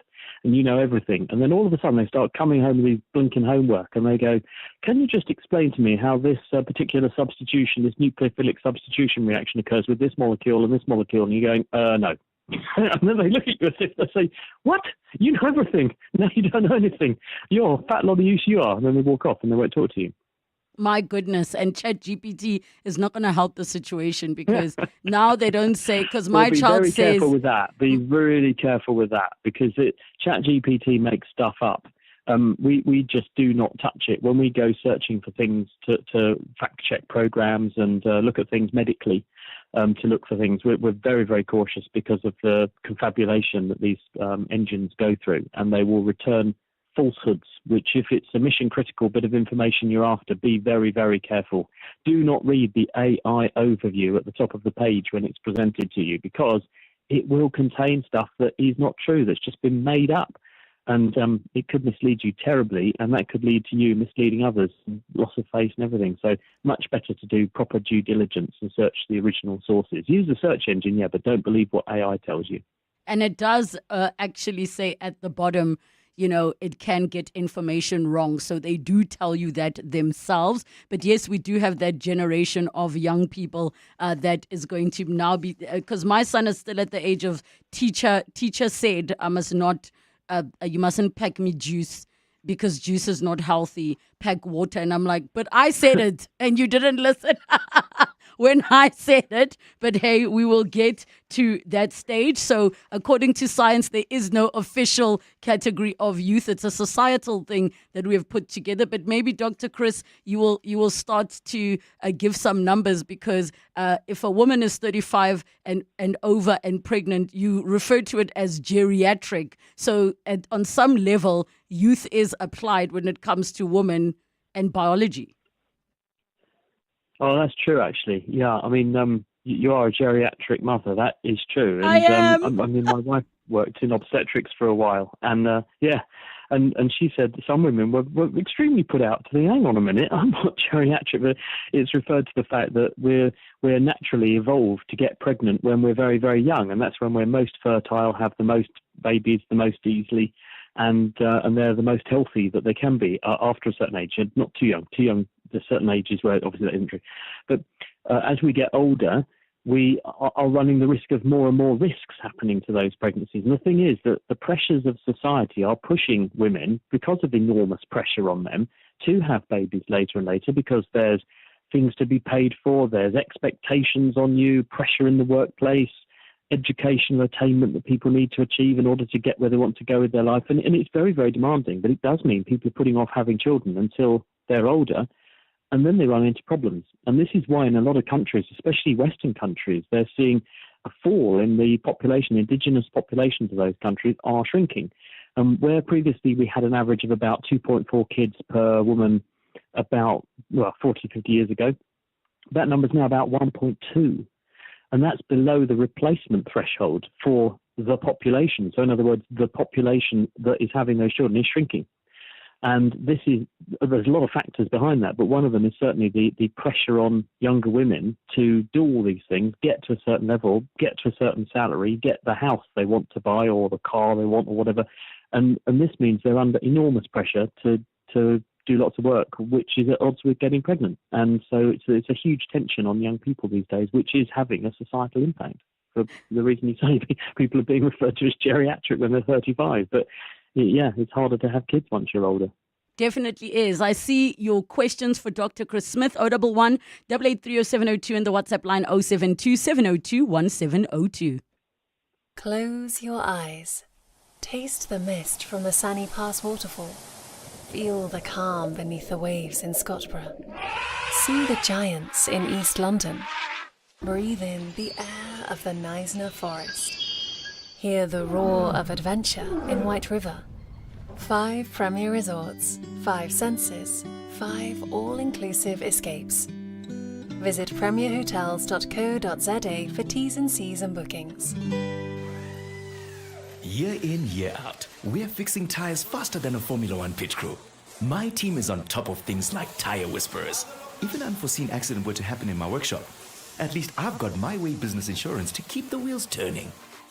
Visit myway.co.za or dial 0860 64 64 64 and get a quote today.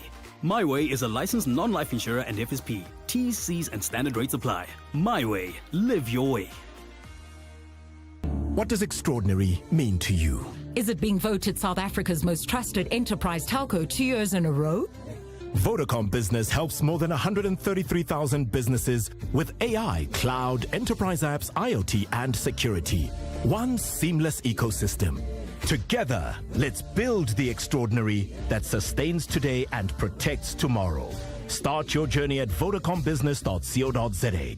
Further together, Vodacom Business. 702. The Naked Scientist. 15 minutes to 3 o'clock. We continue with Dr. Chris Smith, the Naked Scientist. Your questions on 011 883 702 and the WhatsApp line 072 702 1702. There is a message here that says, Relebogile and Dr. Chris Smith, expectant mothers age 35 and above. It's called advanced maternal age. That's AMA, not geriatric. That's what I was told when I was pregnant, geriatric. But let's go to the... Yeah, maybe they've sort of buffed up the name now to avoid offending people, but that's what we used to call people. Absolutely. Yeah, they were geriatric. That is true. That's from Dr. Philemon Mahuma. The first question says, Dr. Chris, I'd like to know what is the importance of removing and weighing the organs of the deceased and then putting them back inside the body?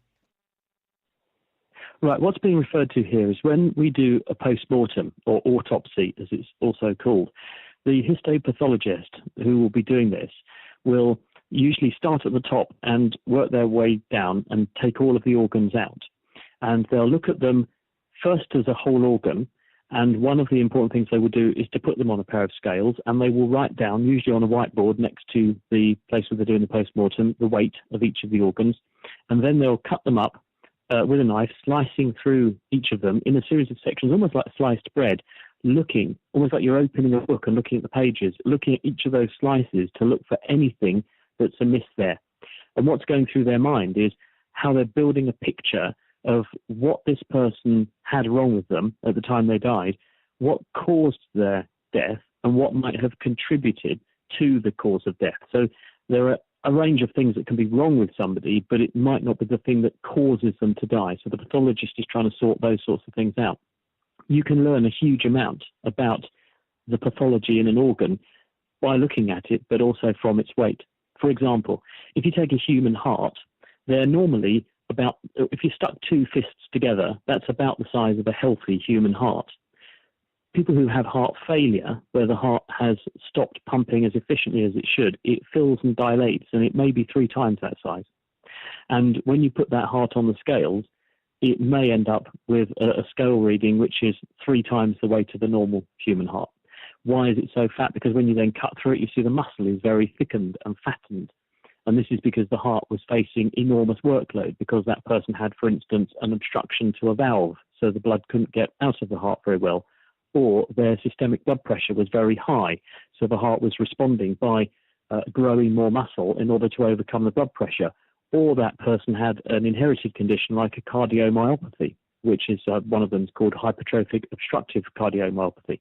Those sorts of conditions lead to a pathological enlargement of the heart. Again, by weighing it, you can see it's disproportionate to the size it should be, and that helps the pathologist with their decision-making about what was wrong with this person at the time they died and what actually caused or precipitated their death when the time came. Thank you so much for that question that came through. It's time for a voice note. Hi, good afternoon, Relebogile and Dr. Chris. I've got 2 short questions. The first one is, what makes it possible for one to do a copy and paste using any part of the body on a device, and that cannot be replicated on a different device like your laptop, but maybe you can do it on the phone only, and it can't even go on a different phone? It has to be the same phone. That's one. The second one is, what is the lifespan of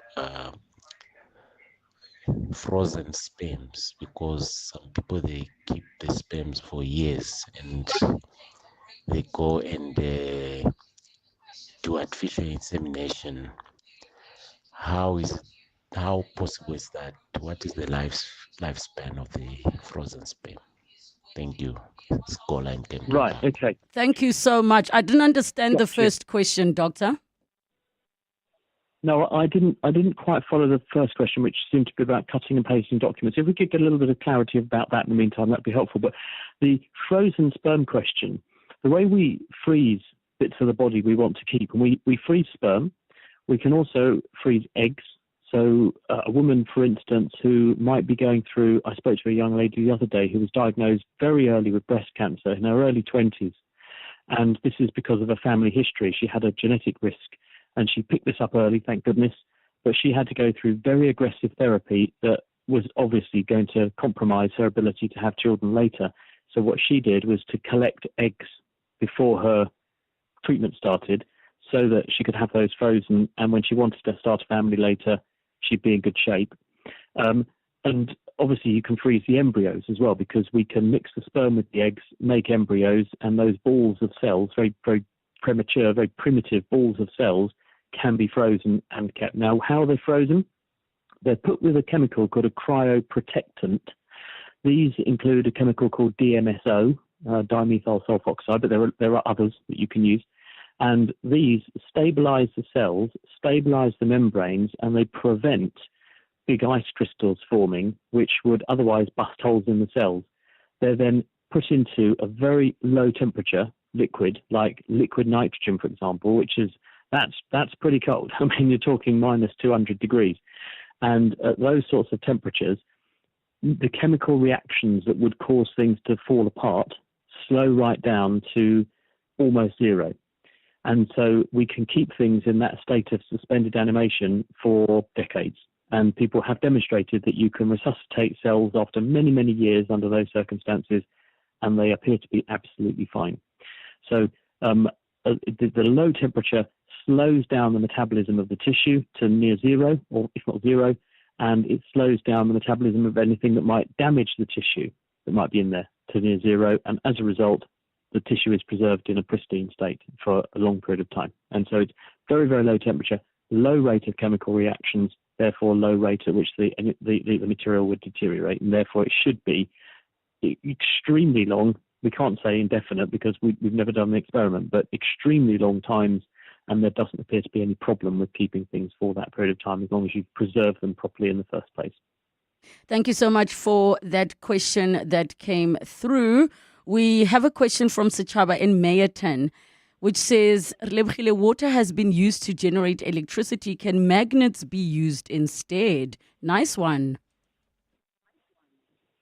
Well, magnets are used to generate electricity because if you look at any car which is driving down the road, the electricity which is being used to charge the battery in your car, and I don't mean an electric car, I mean as in a normal petrol or diesel-driven car, the alternator is using a magnetic field. How's it making it? Well, it's making its magnets by using electric windings and applying electricity to those windings, and they become a magnet. So it's a temporary magnet. But before that, in the older days, we used to use permanent magnets in dynamos. So you had a magnetic arrangement around the outside of the dynamo, and you spin the coils inside the magnet, and they are therefore, the wires are moving through a magnetic field. And when you move a conductor through a magnetic field, you induce a current to flow. So that was another example of using magnets. And when you go to your nearest power station that's powering 702 right now, that is using alternators, which are driven by turbines, and those alternators are, just like the alternator in a car, they are producing a huge electric field using windings, which when you pass a current through them, will produce a magnetic field, and then you move other wires through that changing magnetic field, or you move the magnetic field past wires, either way will work, and you're using magnetic fields to generate electricity. So that is exactly how we make power. Thank you so much for that one. Here's an interesting one, Doctor, which says, what are the chances of us here in South Africa having a launch pad for space rockets? Well, I think in the future, many, many countries are going to have launch pads for space rockets because this is becoming huge business. historically, getting into space was so preclusively expensive that when you had most countries thinking, well, do I want to pay a welfare bill, make my population healthier, feed the country, or do I want a spaceship? Most countries would put their priority into, I'll build a satellite or contribute to it and get someone else to launch it. But we're now in a position where there are rich individuals and private industry and private enterprise are joining the party, and space is beginning to become more accessible to a wider group of actors who want to get there. And many people regard this as the next big thing in terms of technology. There are people, I was talking to a company the other day that they want to forge metal in space. Why do they want to do that? Well, there are interesting things you can do in microgravity, where if you want to grow crystals of certain metals, or you want to have easy access to the metals, for example, from asteroids, and you want the power to come from space, you want solar power, you can set up arrays in space, and the amount of solar energy you're going to get in space is going to be about 10 to 20 times more efficient than if you collect it on Earth. So you can have a very efficient process and grow interesting materials in space that you can't make on the Earth's surface so easily.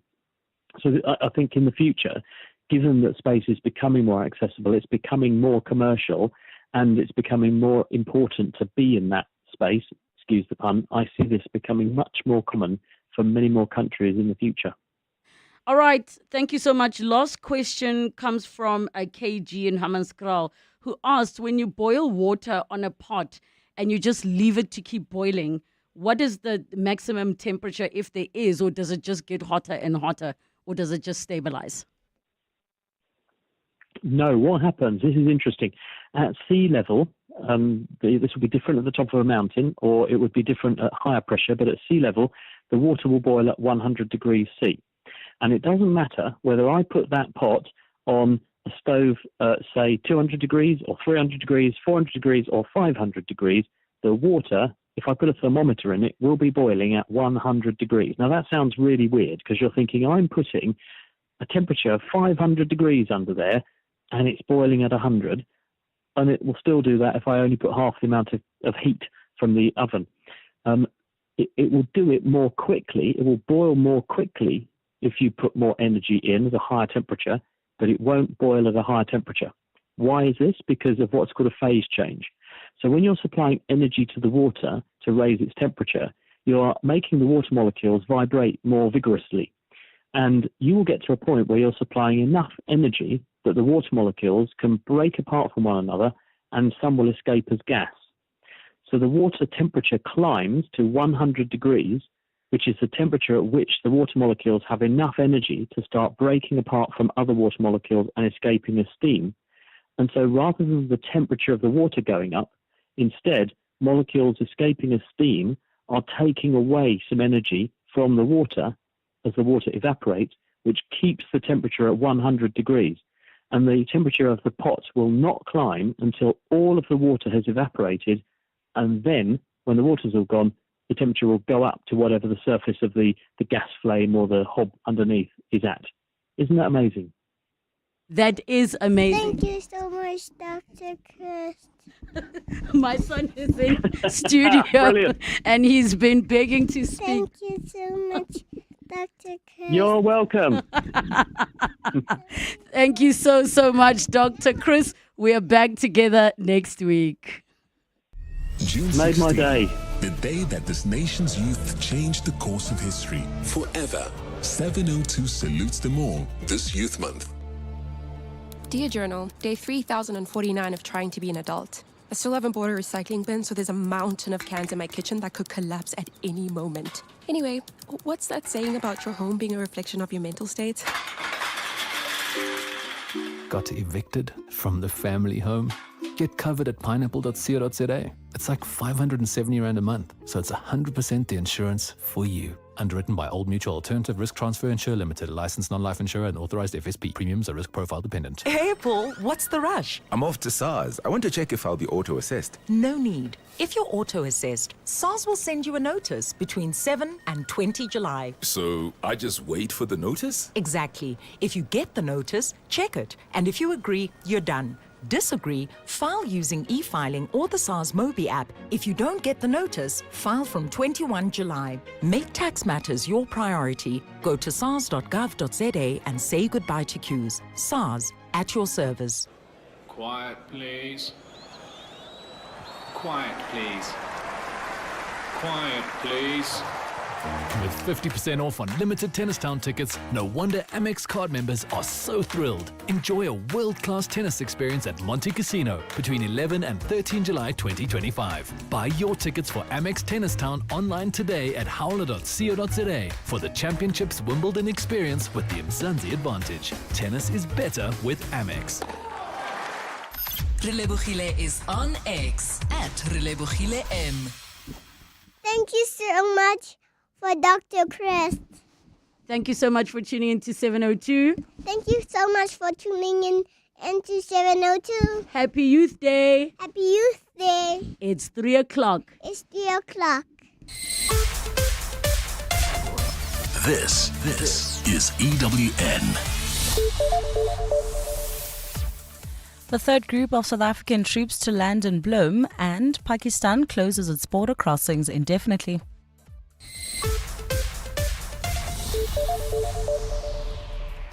Good afternoon, I'm Maki Malapo. A third group of SANDF members who were deployed in the Democratic Republic of Congo for a peacekeeping mission are returning home today and are expected to land at the Bram Fischer Airport in Bloemfontein this afternoon. The second contingent of soldiers touched down on home soil on Sunday, 2 days after the first group landed back at the Waterkloof Air Force Base outside Pretoria on Friday. They were part of a peacekeeping mission in the conflict between the M23 rebels and the DRC military since 2023 in a war that claimed the lives of 14 South African troops earlier this year. The SANDF and troops from Malawi and Tanzania have since been withdrawn following a ceasefire agreement. The return of the 220 troops is part of a planned withdrawal from the mission in Goma following the ceasefire, and members form part of a larger group of more than 2,000 members who were initially deployed in 2023. The 220 troops are scheduled to land at 3 p.m. where they will undergo health checks, then go on leave period of up to 2 months. SANDF spokesperson Prince Chabalala. Actually, the issue of the staircase was the major issue which then forced the Air Tanzania to land in Waterkloof Base. Last night, the staircase was moved to Bloemfontein, which then made it easier for Air Tanzania to land in the airport in Bram Fischer. With the 70th anniversary of the Freedom Charter just 10 days away and the 1976 Soweto Youth Uprising being commemorated today, Deputy President Paul Mashatile has recognized both days as significant milestones in the country's journey towards freedom. Mashatile delivered the keynote address at the official Youth Day event at the Northwest University Rag Farm Stadium at the Potchefstroom campus. The Deputy President says the Freedom Charter continues to be a pillar of South Africa's constitution, influencing the political and social climate of the country. He adds that this year's theme, Skills for a Changing World, Embracing Youth for Meaningful Economic Participation, is more relevant to the case which the generation of 1976 and those who came before them were prepared to lay their lives down for. As government, we acknowledge that for these young people, their reality remains unstable, undesirable, and unsustainable. According to Stats SA, young people between the ages of 15 and 34 make up just half of South Africa's working age population, about 20.9 million people. However, far too many of them can't find work, especially those between the ages of 15 and 24. Staying with Youth Day celebrations, the ANC in the Western Cape says it's important to reflect on the sacrifices made by young people who lost their lives fighting apartheid in the Western Cape. Leader of the opposition in the Western Cape Provincial Parliament, Khalid Sayed, says the youth of today should look up to the young freedom fighters. The Ashley Creels, the Robert Waterwich, Colleen Williams, Anton Franch, and many others from this particular province who contributed to our freedom. Sayed says the struggle was also about quality education and the fight to learn in home languages. We want to again commend the African National Congress government for signing into law the Bella Bill, which is now the Bella Act, ensuring that children going into our schools can now be taught in the language of their choice. He says language can no longer be used as a tool to exclude children from quality education. As recovery operations continue in flood-ravaged communities in and around Mthatha in the Eastern Cape, Social Development Minister Sisita Lashe is set to meet with affected residents to coordinate relief efforts. Heavy rains and strong winds battered the Eastern Cape at the onset of winter last week, bringing wreckage and devastation to areas in and around Mthatha. As of yesterday, the death toll rose to 88 following the recovery of 5 more bodies. The exact number of missing people is still unknown at this stage. Tandolu Ngcobo has more. Various government officials, including President Cyril Ramaphosa and Cooperative Governance Minister Velenkosini Hlabisa, visited the flood-stricken province last week to assess and coordinate relief efforts. Minister Hlabisa classified the damage caused by the inclement weather a disaster, paving the way for a full government response. Today's visit by Social Development Minister Sisita Lashe aims to provide necessary support to those displaced and in distress. Her visit will include meeting with local officials, community leaders and residents to discuss the challenges they are facing and to outline the government's response to the crisis. The cold winter storm struck largely rural and underdeveloped areas last week, causing rivers to burst their banks, claiming lives, submerging homes and killing livestock. The disaster has been labelled as the worst ever of its kind in the province. Tandolu Ngcobo, Eyewitness News. And in the Middle East, Pakistan has indefinitely closed all border crossings with Iran due to the escalating tensions between Israel and Tehran.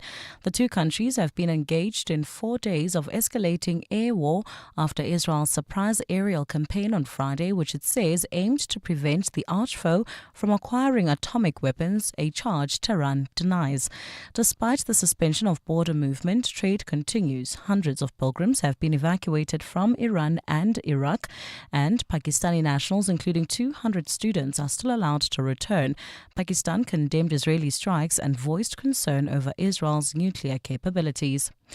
Gold's trading at $3,414.67 an ounce. The rand's at 17.77 to the dollar, at 24.13 to the pound, at 20.57 to the euro. Brent crude oil's at $74.23 a barrel. In your sport, Aiden Markram believes that the Proteas World Test Championship final triumph has laid Choker's tag to rest. Al Ahly midfielder ruled out of the FIFA Club World Cup with a broken collarbone, and Owen Farrell rejoins Saracens from Racing 92. A look at your weather. A fine youth day in Gauteng this afternoon. Temperatures have peaked at highs of 18 and 19 degrees. The top story in Eyewitness News this hour. A third group of SANDF members who were deployed in the Democratic Republic of Congo for a peacekeeping mission are returning home today and are expected to land at the Bramfisher Airport in Bloemfontein this afternoon. EWN, in touch, in tune and independent. For the latest, visit ewn.co.za or download the EWN app. Today, 702 remembers the bravery of the youth of 1976. 702. Let's walk the talk. You're with John Perlman on 702. Streaming on the Prime Media Plus app, DSTV channel 856, 92.7 and 106 FM.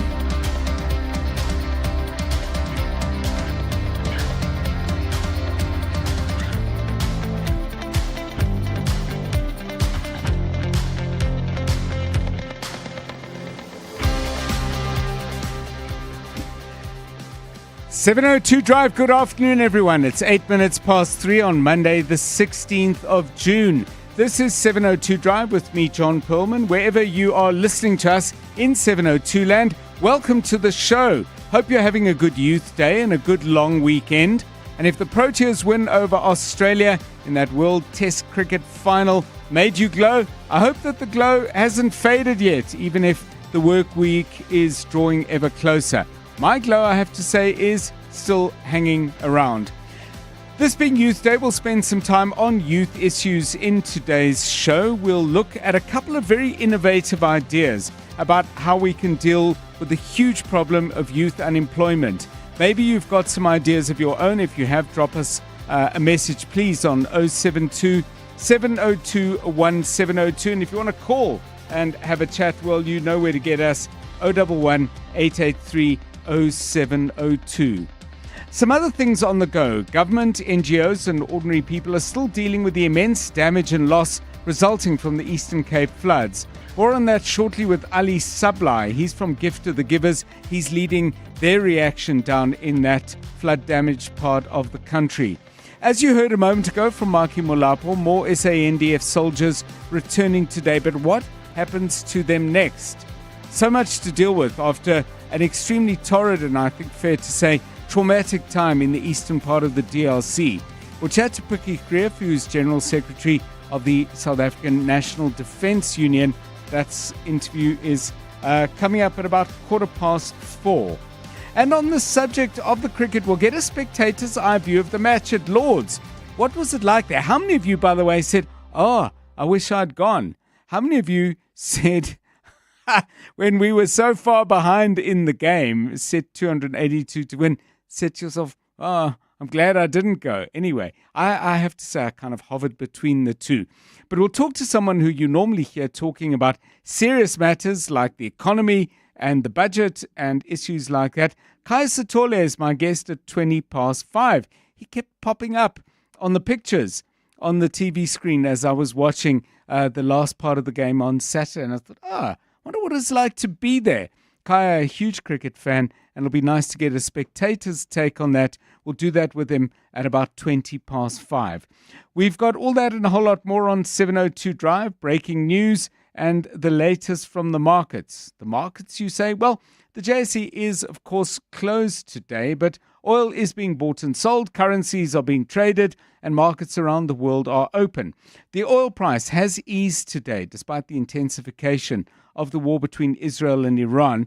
Brent crude is down by $1.25, currently trading at $73.13 a barrel. The rand trading at 17.77 to the dollar, 20.55 to the euro, and 24 rand and 13 cents will get you a pound.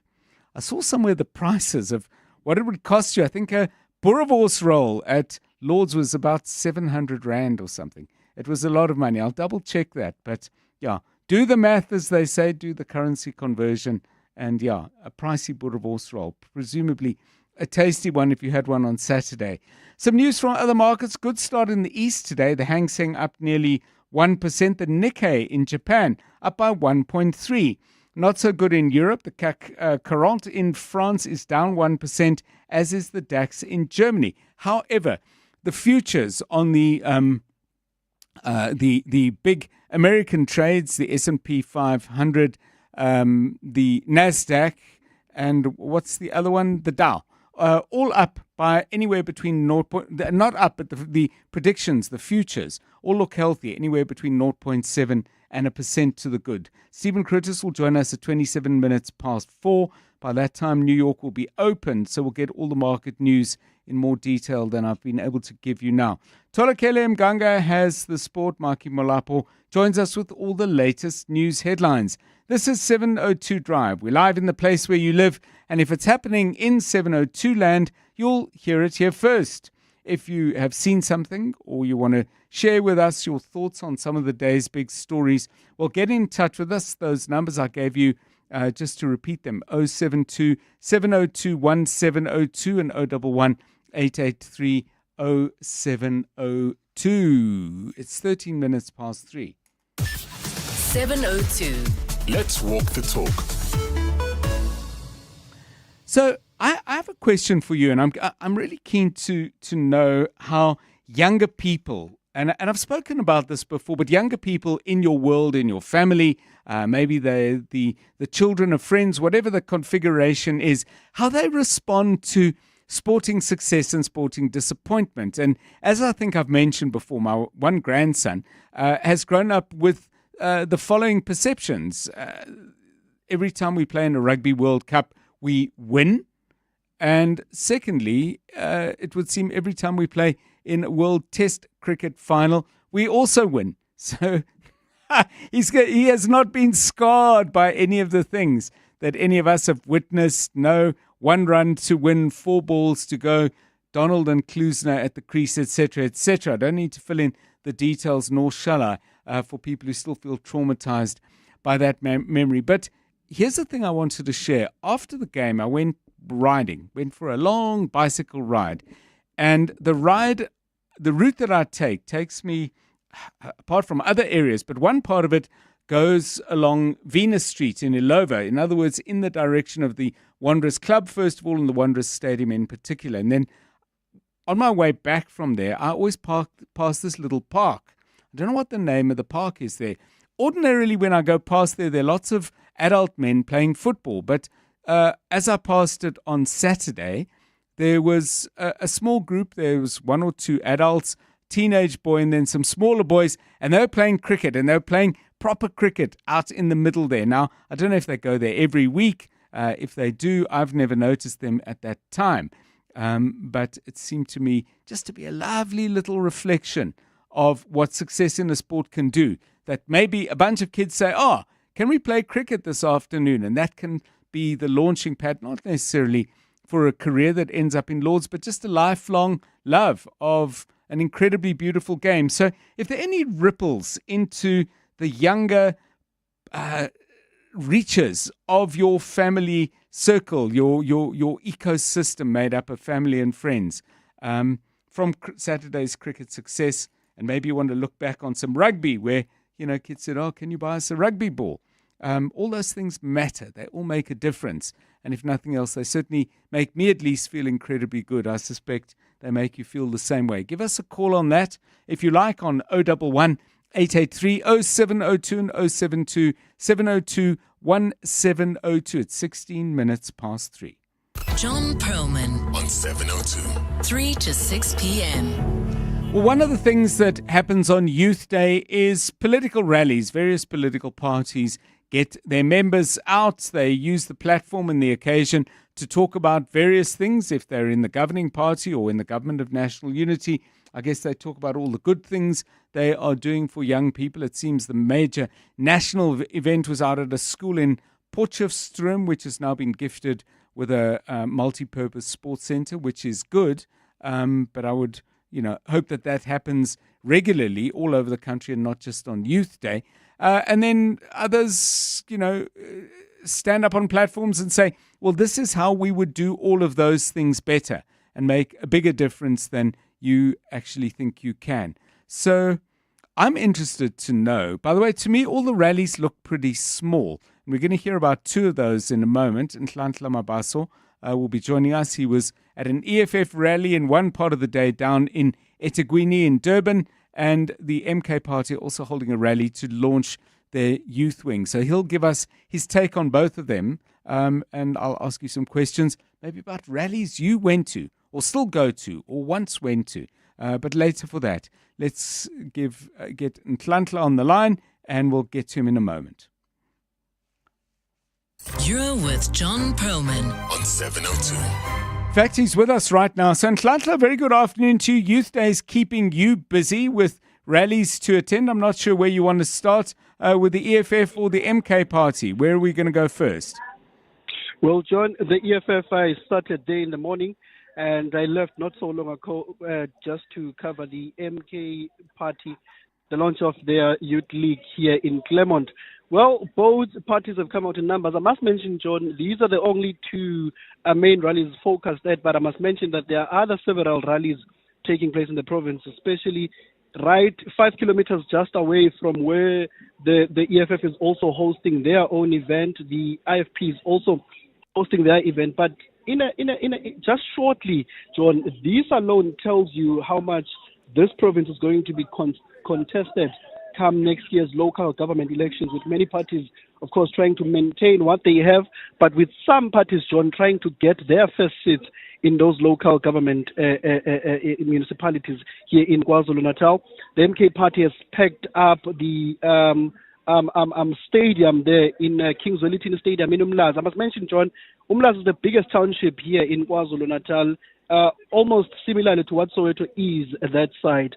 So that's where the party says it wants to go back to its constituencies, go back to its branches. This is a party that's still bleeding in the province, having lost about 8% of the support last year during the general polls. But having gained a lot of support in the 2021 local government polls, it says it wants to increase that speed this time around. But with the emergence of this MK party, it seems for some parties a bit impossible. But some parties say, look, we've been in the game far too long than the MK party. But where we are now, later on, former President Jacob Zuma, who's the MK party leader, is expected to address this particular gathering, John. Yeah, it's very interesting. I mean, in Tlantla, I don't know if you've had, because we were chatting earlier, and one of my colleagues was just saying, what actually makes people or encourages people to spend a public holiday at a political rally? I mean, I don't know if you've had a chance to chat to people, but what gets them out on a day when they could be spending time with family or just chilling? Well, the mobilization by the various political parties, the entertainment that these political parties offer. People, John, some people, of course, would rather be here to watch a Maskandi superstar for free than having to pay a 500 ticket to go watch that particular artist. So it's those mobilization, the free food, but some really who believe in their parties and that their parties will bring changes. I mean, not far from where this MK party event is being held, this is a community that battles with water, sanitation issues, potholes here, agriculture. I live in this particular community myself. In Umlazi, south of Durban, the biggest township, you have a hospital there, Prince Mshieni, battling with a lot of issues, has in many instances raised issues with water supplies. There's a university there by Prince Mangosuthu Buthelezi. Is it providing enough residence to students?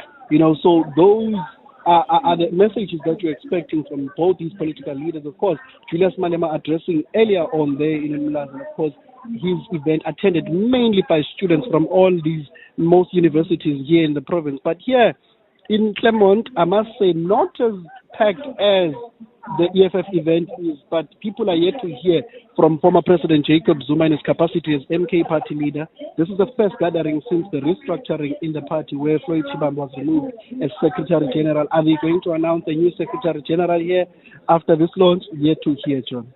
Thank you so much. Nhlanhla Mabaso covering two different political rallies today. If you went to them in the past, if you stopped going for any reason, whatever, tell us your experience. Not something I've done other than as a journalist for a very, very, very long time. So I'm in no position to offer any kind of insight into that, but maybe you are. Call us 011 883 0702 072 702 1702. 22 minutes past 3. Bongani Bingwa, 702 Breakfast. Weekday mornings, 6 to 9. What are members of the executive doing with your taxpayer money? Lerato Ngobeni, Action SA's parliamentary chief whip, wants answers. When we ask what was the value of the trip, what is the return on investment for the country, you never get the answer. In the case of Minister Ntshabeni, the whole of South Africa was watching when that contingent was in the White House, and none of them said a single word. Why were they there? And we, as South Africans, deserve a response. Bongani Bingwa, 6 to 9. On 702. Corporates That Care promotes and encourages corporate leaders and all citizens to walk the talk for a better South Africa. Catch Corporates That Care this Wednesday at 10 to 9, featuring Life Healthcare. Peter Wharton-Hood, their CEO, will be in conversation with Bongani Bingwa. So join us every Wednesday as we highlight the efforts of companies and brands dedicated to building our country. Corporates That Care is a Prime Media Cares initiative with 702 and Prime Media Outdoor. 702, let's walk the talk and make a difference together. At Bright, we don't just provide business insurance, we insure your business's future success. Because your business is so much more than desks and computers and equipment, which is why we use our specialist expertise to tailor solutions for each client differently to ensure what's really important. So insure your businesses. Financial security, with Bright today. Contact your broker or go to brightinsure.co.za to find out more. Bright. Approach risk with purpose. Bright is a licensed insurer and authorized FSP. Mbali's selfie game just went from this to this. Take your selfie game to A-grade level with the new Samsung Galaxy A56. Enhance your selfies by creating your own custom filter with intelligent visual editing. Simply open your camera, snap a pic, tap the filter icon, tap My Filters, then create filter, and ta-da! Your pic just went from 0 to 100. Galaxy A56. Awesome intelligence is here. Quiet, please. The Wimbledon experience in Mzansi is back at Amex Tennis Town Monte Casino between 11 and 13 July 2025. Enjoy VIP hospitality, the ultimate big screen experience, and more than just strawberries and cream. Buy your tickets now using your Amex card on Howler and get 50% off on limited tickets. Amex Tennis Town, the championship's Wimbledon experience with the Mzansi advantage. Tennis is better with Amex. Looking for real ways to live greener? Then don't miss Green Tip of the Week, your weekly dose of sustainable inspiration. From eco-entrepreneurs to climate champions, we sit down with the people making real change. Catch Green Tip of the Week every Tuesday on Afternoon Drive with me, John Perlman, 3 to 6 p.m. Only on 702. Proudly brought to you by Volvo. It's safe to be brave with Volvo. Walk through history, walk with it. Sunday, 27 July, 702 Walk the Talk. Hosted by Freedom Park in the city of Tshwane. More on primemediaplus.com. You're with John Perlman on 702. Right, let's focus our attention now on the still extraordinarily difficult situation down in the Eastern Cape. The floods have moved through that area, wreaking absolute havoc, costing lives. I think the latest death toll I've seen is 88 people confirmed dead, and searches are still underway for others. And then, of course, there's the massive damage to infrastructure, schools, clinics, homes, bridges, and so on. It's going to be a long, hard road, but one of the organizations that's always there at the start and carries on getting involved or staying involved is Gift to the Givers. Project manager Ali Sable is on the line to us from the area, and we thank him for his time on 702 Drive. Mr. Sable, welcome, and thanks very much for your time. What are the key priorities going to be for this week? The key priorities for this week is, as the water subsides, we are very grateful to the South African Police Services who made the helicopter available for our search and rescue teams. They are currently in the air going through parts of the Umtata River and the Umtata Dam to see if there's any visibility of deceased bodies floating. And then we have our search and rescue team with boats going around the Umtata River, looking through the shrubs and the rubble that was swept from people's homes into the river to bring closures to family. It's a very crucial period today and tomorrow, as there are still many families following our team from the morning 8 a.m. until the last search and rescue team ends up at 5 o'clock during the afternoon to see if they can bring closures to some bodies, to some families, and to see if they located any bodies. I must report yesterday was a tragic end to our ending of that day of search and rescue, of search and recovery, as we put it nowadays. As when our teams went out, we were notified by a community leader, and that he has seen a child floating against the branches. And when our teams got on the site, it was a baby girl, not older than 1 year old. Goodness. And it was that sound really touched the search and rescue team members. The community members were there. We had members breaking out as well. It was a really tragic scene because as when we opened up when we brought the body to shore and the autopsy was done and the forensics team was busy with it, you could see that this baby was very neatly dressed. The floods hit the river at 6 o'clock in the morning, and you can see that this child's mother washed her, dressed her nicely for the day, and tragically this is the way we found her. Tragic indeed. I mean, on that subject, for the people in your team and everybody else working on this, as they face this kind of tragic scene, and it would be repeating itself regularly in the time they've spent in the Eastern Cape, Mr. Sable, I mean, how do you make sure that they don't that whatever trauma they might experience is actually dealt with? Because this, I would think, can affect people quite profoundly. We do have a debriefing every evening by our head of search and rescue, Ahmed Bam, who then asks the team, are they okay to carry on for the next day? And then, what's the positive sign of it is, when we ask them what keeps them going, they inform us, every time when they come back from the search and rescue, the families that wait on the other side appeals for them to come back tomorrow so that they can bring some closure. Just to give you an example, this morning when we went on site, there was a father who informed us that his two children was in that taxi that swept into the river. Yes. He informed us that 8 children were found, and if you could please find these 2 children. Right. He hasn't eaten since the day the tragic incident has occurred. But once this mission is completed, our teams will be offered counselling services, which they've all agreed to partake, Yes. just to bring just for their mental state. And just finally, Mr. Sablé, I mean, part of the work is obviously the rescue stuff that you've been describing for us already. The other, not just for Gift of the Givers, but for everybody else, is to try and meet the most urgent needs. What are those? Is it for dry clothing and blankets? Is it for food? Is it water? Is it all of the above? It's for hot meals. As we know, many people are being placed in shelters at the moment. We must not forget there's 1,541 people accommodated in the Butterworth halls at the moment. Our teams are seeing to their daily needs of clean drinking water, hot meals, and personal hygiene care items. And then we have the situation in Umtata, where I can report that this morning in the briefing was over 3,000 people that are currently requiring assistance who are placed in halls, etc. We are seeing to their daily needs in terms of the urgent needs and daily needs of hot meals, clean drinking water, etc. And then we all know there's a water challenge in Umtata and in Butterworth. The main water supply was severely damaged. In fact, in Butterworth, the main pumps were washed away, etc. So our water tanker trucks are also deployed. We are and the most key thing for us at the moment in Umtata is to ensure that forensics is never without of water, because they're playing the crucial role at the moment for families to identify their loved ones.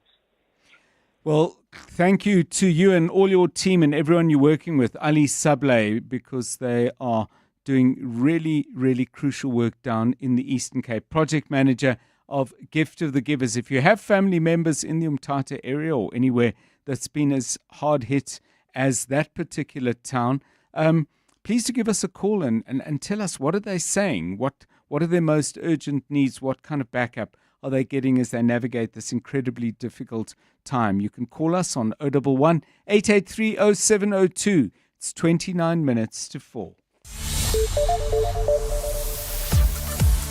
Right, let's get the very latest Eyewitness News. Maki Molapo standing by. Good afternoon. Thanks, John. Good afternoon. We begin in KwaZulu-Natal, where the Umkhonto weSizwe Party is today officially launching its youth league in Claremont in the west of Durban. Scores of party supporters are gathering at the Sugar Rat Atlulu Stadium to bear witness as the party officiates its youth wing under the theme Each One Liberates One. Qiniso Qibani will continue to hold the fort as president, while Nkateko Mkhabela will continue being the secretary general.